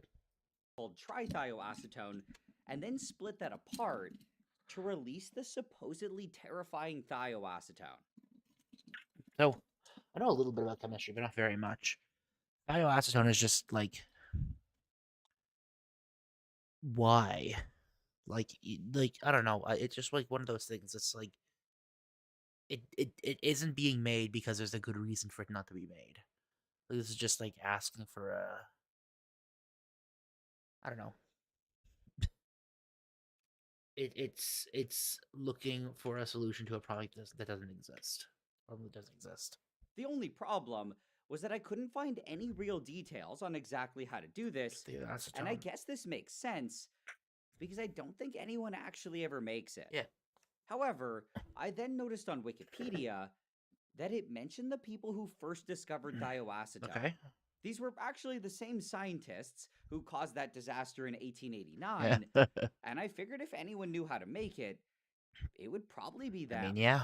So I just went back to Google, searched 1889 and their names, and their original paper German. is apparently the first result. I was honestly kind of shocked by how easy this was to find, except it took me way too long Translate? to realize that it was all in German. With Yeah. Google Translate, though, I was hopeful that this wouldn't be a huge issue, and I just copy-pasted the part that I felt was important. The result As hydrogen sulfide is introduced in acetone, there is no effect. If, however, the hydrogen sulfide is allowed to enter a cooled mixture of concentrated hydrochloric acid and acetone with equal parts, the latter is completely converted into sulfur-containing compounds. The trithioacetone can easily be isolated from those in the following manner. With the hydrogen sulfide is no longer absorbed after passing it through for 10 to 12 hours, it's diluted with water or heavy oil separated on the bottom of the liquid. The latter is steamed, distilled, and dried with calcium chloride. About as much of this oil was requested as acetone was used. This oil, which has an unpleasant odor, is left to stand in the cold of winter or brought into a cold mixture, where it solidifies into a radiant crystalline mass. that I got was actually surprisingly Wow. good, and I felt that it was more than enough for me to work with. So now, with a decent idea of what I would to say do, more than enough to work with. it was Oh, time to make the jeez. trithioacetone. There's a reason why this video is Based on the 45 procedure, minutes. it seemed relatively simple, and pretty much all I had to do was get some regular acetone and bubble some hydrogen sulfide gas through it. This alone normally wouldn't have been too bad, but I apparently had to do 10 it for to 12 10 to 12 hours. hours, which kind of disturbed me. This is because hydrogen sulfide is almost just as toxic as cyanide, and 10 to 12 hours meant that I was going to have to make a lot of it. The only somewhat good part is that making it is relatively easy, and to get started, I just needed a bunch of powdered iron and some salt. He's going to be breathing in the result. What I had to do Oh, my next lord. was just mix these together, so I dumped a bunch of the sulfur into a container, along with some of the powdered iron. I then quickly sealed it by screwing on the lid, and I started shaking it around. I had to do this until it looked like one uniform color, and after a few minutes, I felt that it was looking pretty good. So I went and got a lid of a paint can and I carefully poured out a bunch of it. I then did my best to spread it out a bit and clean it up, and now it was time for the fun part. Hmm? To get things going, Oh my all I lord. had to do was blast a glass rod with a blowtorch and then carefully touch the mixture. Normally, this would almost immediately trigger a reaction, except for some reason, it kind of didn't do anything. This made me a bit worried that my eBay sulfur and iron were bad or something, but that thankfully wasn't the case. They finally started reacting together and combining to form something called iron sulfide, and it was also letting off a lot of heat. Over the years, I've actually done this reaction many times, and it has always been one of my favorites. The last time I did it on a large scale like this was when I made my own glow toys a few years ago, and I don't think I'll ever get tired of it. It's just kind of mesmerizing, and I really like the sound that it makes. After a while, though, the reaction was eventually done, but it was still extremely hot, and I had to wait for it to cool down. When I came back to it about 30 minutes later, it was looking pretty good. Now, all I had to do was separate this crusty stuff from the lid, and it was surprisingly easy. I then started crushing it and breaking it into smaller pieces, and that was about it. What I had now was a bunch of iron sulfide powder, which is kind of a stored form of the scary hydrogen sulfide gas. To actually turn this into the gas, though, I'd have to put together a little gas generator, so I dumped it all into a flask. After that, I took away the funnel, cleaned up the joints using some paper towel, and started putting together the rest of the setup. To do this, I added a stopper, an addition funnel, and an outlet for the hydrogen sulfide to leave the flask. At this point, the scary generator was more or less ready, and it was time to put together the rest of the setup. So I went and got another little flask, and into it, I added some acetone. I had no idea how much I was supposed to be using, though, and I just randomly decided on 15 milliliters. Then on top of this, I added the only other ingredient that I needed, which was an equal amount of concentrated hydrochloric acid. Now with the flask fully loaded, I got rid of the funnel, and I slid in some glass tubing that was connected to the hydrogen sulfide generator. I then sealed the middle one with a stopper, and into the one on the right, I added another gas outlet. This one would lead to something called an inverted funnel trap, which would hopefully destroy any hydrogen sulfide that made it through the system. The fume hood that I was doing this in should have been more than enough to keep me safe, but I just wanted to be extra careful. But enough. So I just filled this beaker with concentrated sodium hydroxide, and at this point, things were looking pretty good. I then went back to the reaction flask, added a bowl under it, and filled it with water and ice. It was going to take a few minutes to cool down, though, so while I waited, I went back to the gas generator. The last thing that I had to do was fill the addition funnel that was above it, and I just poured in a bunch of dilute hydrochloric acid. I then sealed it with a stopper, but for safety reasons, I didn't clamp it down. This way, if pressure were to somehow build up, this stopper would just pop out instead of the whole setup exploding. But anyway, at this point, it was pretty much good to go, and I was technically ready to start. I was honestly a little bit nervous, but when I eventually felt I was ready for a potential disaster, I carefully opened the addition funnel. The moment that the acid touched the iron sulfide, it started reacting and releasing hydrogen sulfide gas. All of this scary gas was then getting pushed out of the flask and through the tubing and into the reaction flask. It was then bubbling through the acetone and the hydrochloric acid, and honestly, it really didn't look like anything was happening. In theory, though, it was supposed to be reacting with the acetone and turning it into the trithioacetone. This form of it was still apparently really stinky, but it was supposed to be much more tame and easier to handle. The only part that made me a bit paranoid was that technically, Thioacetone was being made in this reaction. It was just an intermediate, though, and it was supposed to almost immediately combine and turn into the trithioacetone, but still. This meant that if I bubbled the hydrogen sulfide too quickly, it was possible that some thioacetone could get pushed out of the flask.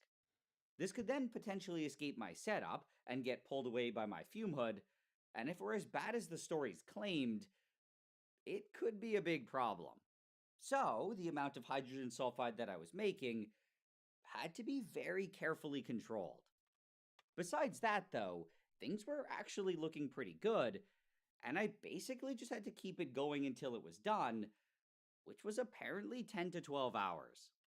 The only sad part was that I couldn't leave it unattended, and I had to watch it pretty closely the entire time.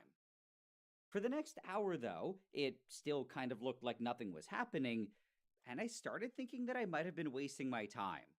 However, it then suddenly turned cloudy when I wasn't looking, and I was really happy to see this.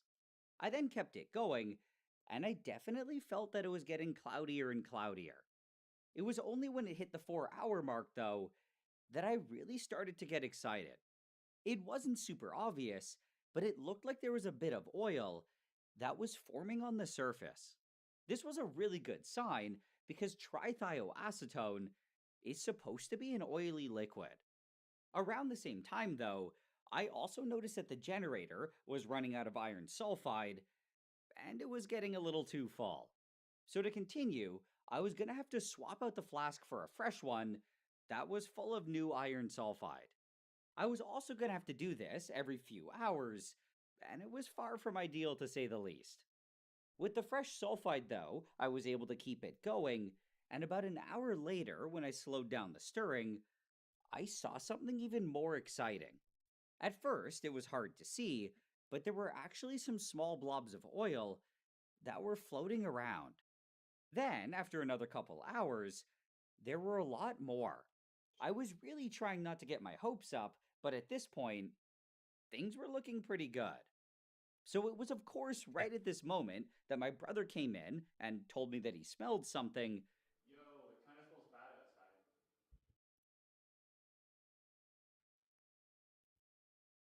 outside. Okay.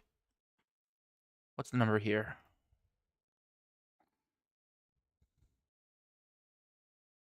271.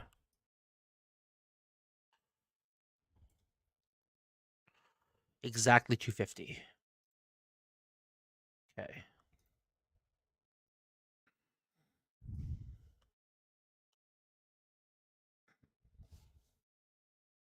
Gonna save a little bit of heartache. And this kind of made me panic. So I quickly ran outside to investigate, and it did smell, but I couldn't figure out where it was coming from, and I figured it was just sewage or garbage or something. That's an assumption. Well, we've now got an ITER 6. The previous number is 279. We also have 250. And now, the end of ITER 5. I grab this boy. Sorry. I grab this boy, so I don't have to do the whole thing again.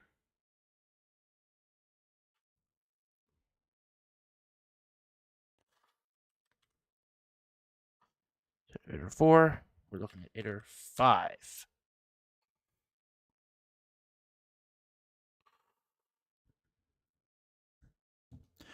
Except now,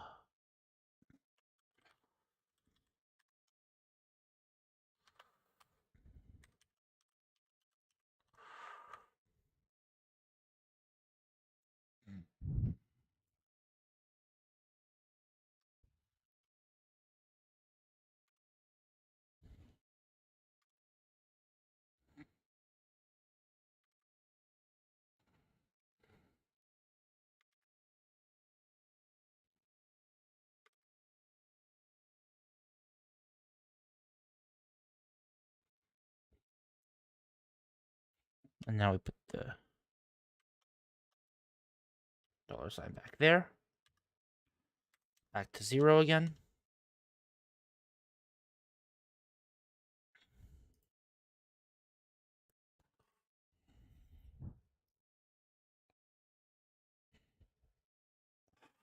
Okay, and basically we get to go again. We do the whole stinking thing again.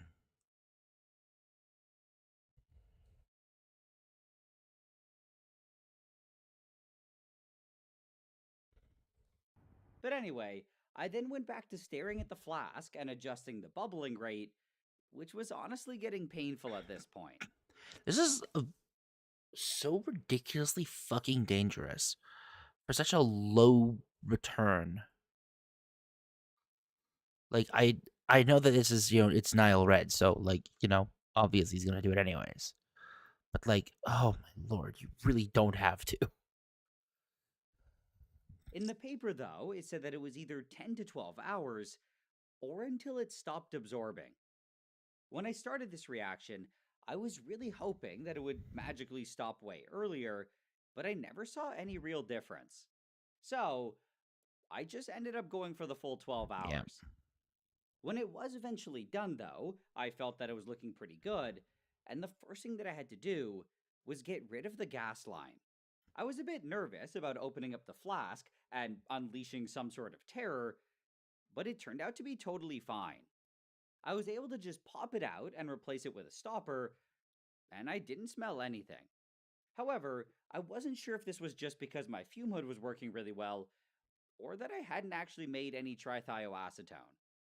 But either way, the next step, according to the paper, was to add a bunch of water to it. So I pulled out the middle stopper and I started pouring in about 30 mils of cold water. This was supposed to knock out a bunch of the oil, and it definitely looked like it was getting cloudier. I figured this would take some time though, so I resealed the flask and I let it stir for a while. As it sat there, it seemed to be working, and I was really happy to see some nice drops of oil forming. However, I was also getting a bit concerned because the paper made it sound like there would be way more. It claimed that there should be as much oil as acetone that I started with, but that definitely wasn't the case. It looked like there was a decent amount, but it was nowhere close to 15 milliliters. Either way, I then took away the stir plate and bowl, and I also got rid of the gas outlet and the trap. What I was left with was a raw reaction mixture, and now, assuming that I'd actually made any trithioacetone, I had to figure out how to get it out. According to the paper, all I had to do was steam distill it, but this was something that kind of concerned me. This is because steam distilling this reaction mixture is exactly how they caused that disaster in 1889. Even though I was skeptical of the stories, this still made me a bit hesitant to try it myself. I didn't really have any other good options though, so I decided to just go for it. However, at this point, it was already around 2 a.m., so I had to leave it overnight. The next day, I actually woke up feeling pretty confident, but that was almost immediately destroyed the moment that I walked into the room. I was hit with a really strong sulfur smell, and I kind of panicked that there had been some sort of disaster. When I checked on the flask and the fume hood, though, everything looked totally fine. So, it was nothing catastrophic, but the question now was where was this mystery smell coming from? Well, apparently, when I touched the flask the day before, an almost invisibly small speck of liquid had gotten onto my glove. Oh my lord. I'd then thrown that glove into the garbage, and just that speck was enough to make the whole room reek. Holy This shit. actually kind of scared me, and I started worrying that all the stories might be true, and that I should absolutely avoid distilling it. However, there was also only one way to find out. So I started setting it up for a distillation, and unfortunately, this meant that I was going to have to touch the flask again. Oh my lord, are you kidding me? He's like, so it seems like it's actually true. This is genuinely one of the worst, like, most horrifying things. This is actually kind of scared me, and I'm worried the stories might be true and I shouldn't distill it. But there's only one way to find out. What a fucking. I wasn't super excited to do this, but I figured that it would probably be fine if I just left my glove in the fume hood. But either way, with the main part of the setup now in place, I then added a heating mantle and a stir plate, a thermometer, and an addition funnel filled with water. I also added the water cooling to the condenser, and I set up a vial to collect the stuff that boiled over. At this point, Okay, we're not back yet. Which means we go to iter 7.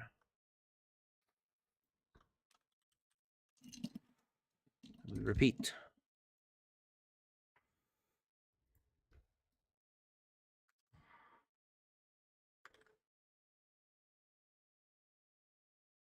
No. We do this. Instead of iter 4, this now says iter 6.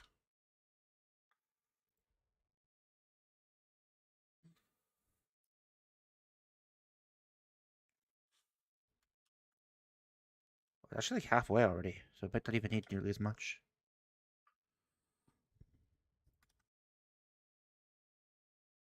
Take a second to think.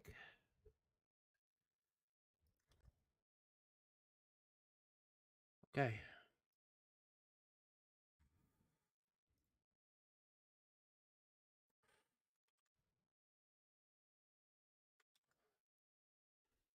it was pretty much good to go, but I still wasn't feeling super confident.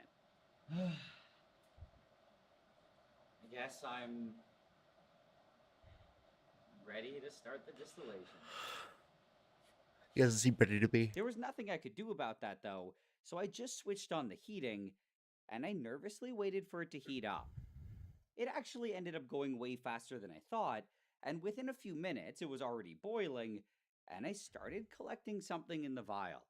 When I looked at the thermometer, though, it was only around 56 degrees Celsius, and this told me that it was just unreacted acetone. This made sense because I didn't expect 100% of it to react, and I assumed I'd recover at least some of it. However, as I kept collecting it, I started getting a bit worried. It just didn't seem to stop, and it was slowly creeping towards the amount that I had started with. The reaction clearly didn't go as well as I had thought, but I still had hope. Thankfully, it eventually started slowing down, and the temperature started rising. It then gradually crept up to 100 degrees Celsius, and this was the beginning of the potentially scary part. This was when the trithioacetone was supposed to start vaporizing, and I quickly swapped out the vial. I then waited for something to start coming over, and I was eventually greeted with a nice drop of cloudy liquid. This was actually mostly water, but it was cloudy because the water vapor had carried something oily along with it. In theory, this should be the trithioacetone, and this process of distilling it from boiling water is called a steam distillation. It's basically allowing me to distill it at a much lower temperature, which reduces the risk of the trithioacetone falling apart and ruining my life. But anyway, I then covered the flask to help the water come over, and I just kept collecting it. I also opened the addition funnel, and I slowly added water at roughly the same rate that I was distilling it. Now, going back to the vial, I saw that everything that I'd collected up until now was just a hazy liquid. As I collected more, though, it actually cleared up a lot, and I started seeing some nice drops of oil. What I also really liked was that, unlike a lot of other oils, which float on water, this one was sitting at the bottom, which told me that it was heavier. This was a very good sign because trithioacetone is supposed to be slightly denser than water. Eventually, it looked like I was basically just distilling pure water, and I figured that it was probably done. Just to be absolutely sure that I got everything, though, I took away this vial and immediately sealed it and replaced it with a fresh one. I then kept collecting the water, but it didn't look like there was any oil in it. So at this point, I considered it done, and I was honestly kind of shocked by how well it had gone. It ended up being way more tame than I thought it would be, and at least as far as I knew, there hadn't been a major disaster. I then went and checked on all the oil that I'd collected before, and it had combined into a really nice blob. It was nowhere near the 15 mils that I was hoping for, but if this were trithioacetone, it was still way more than I needed.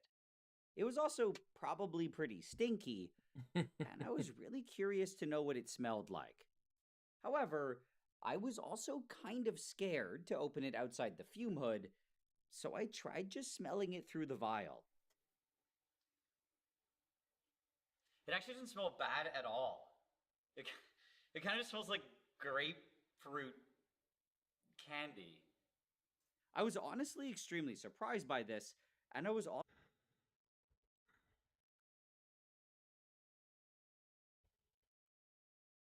We do one more, boys.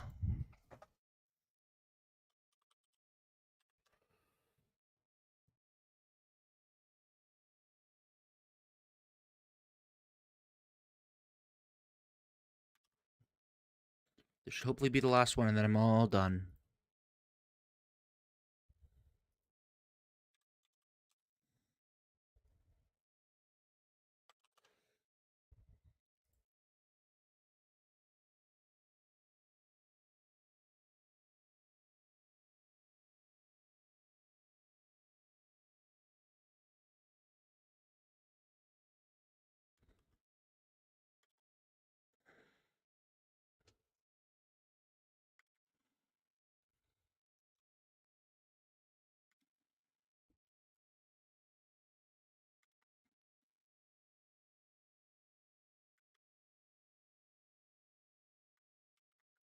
Let's just quickly save. I really don't want to completely fuck this up, so.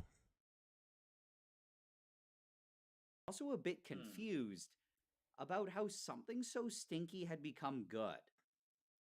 It's called Stockholm Syndrome, Niall.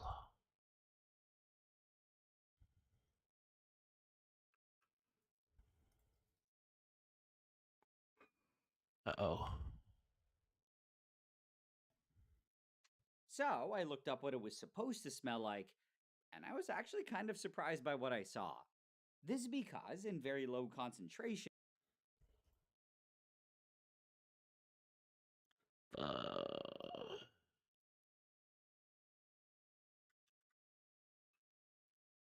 Okay. Here we go.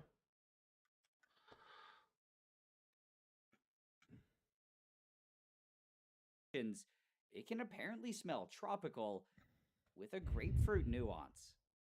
But anyway, what I had to do next was separate this purified oil from all the water. So I went and got a pipette, and I carefully tried to suck it all out.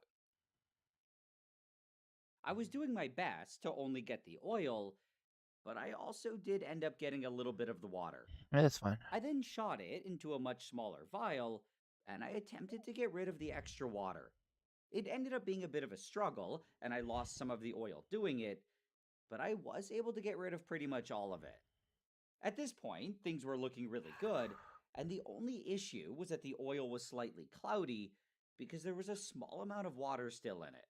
So, to clear it up, I added some calcium chloride, and I let it sit for a while. About 10 minutes later, it was looking way better, but just for good measure, I added a chunk more. I added some more calcium chloride. Then after another 30 minutes of waiting, I carefully pulled everything out. What I had now was a bunch of nice and crystal clear oil, and according to the paper, if this were trithioacetone, it should freeze when it's cooled down. So, to test this out, I put it into some ice water, and I let it sit there for a while. Then, when I came back to it about an hour later, I was really happy with what I saw. It had completely solidified, and it had formed some really nice crystals. Exactly what they said in the paper. The moment that I saw this, I was basically 99.5% sure that this was some nice and pure trithioacetone. To be absolutely sure, though, I was going to have to run some tests. So Yep. I quickly ran it on my machine that can do something called FTIR, and this was what it gave me. It was basically a fingerprint of the chemical that I made, and all I had to do next was find a reference one for the trithioacetone. I then did the super complicated and scientific process Looking. of just comparing their shapes, and I saw that they were pretty much the same. Then just for good measure, I'd agree. I also did an HNMR on it, and I again got exactly what I was looking for. Okay, so now I was 100% sure that I had successfully made the trithioacetone. That's cool. However, before trying to turn this into the horrible thioacetone, I felt that I had to know what this smelled like in its pure form. I'm also going to start working on the actual final solution, which was 279 plus 250. That's 529 plus. to only be a fraction of the terribleness, but I had to get at least some sort of idea of what I was Number dealing first with. strikes that. I kind of already smell it from here. It's like just sulfury. It reminds me a bit of durian fruit. It just has a nasty, sulfury, rotten smell. It's not that bad. But now, I'll open it and see if my opinion changes.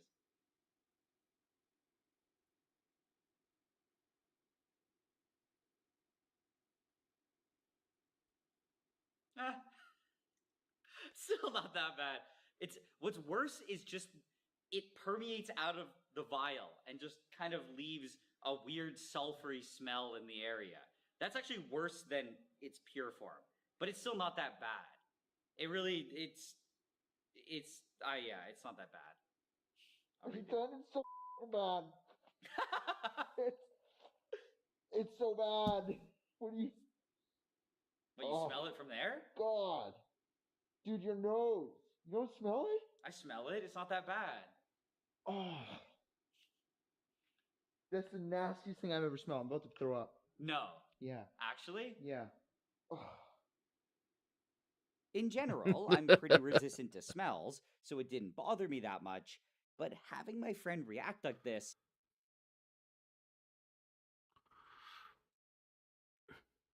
Here we go.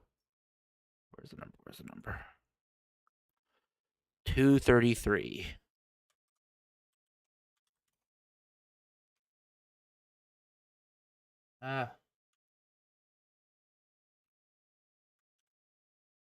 Let's fucking go. Oh man. I'm happy, dude. That was a genuine, actual solve. I'm very happy with that. I could refine this a little bit so that it goes up to 300 for each of them, and then search for the first dollar sign that appears, and then make the middle ones do something different. But like, you know what? That's just good. That was a good solve. Well done, Tim. I'm very proud of that. Let's see. Yeah, I probably had a terrible. Yeah, look at that. That's abysmal. Absolutely horrid.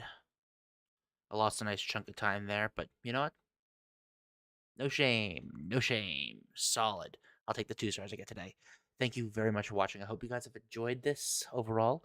That was, the solve works, and I'm sitting here watching Nile Red videos because there's not like there's anything else I can do. Have an excellent one, and I will see you maybe or maybe not tomorrow, so we can do day 25 on Christmas Day or a couple days later when I get home. Either way, I'll find out. I will let you know. I'm gonna get to 40 stars before the end of December. That's my goal. I'm gonna go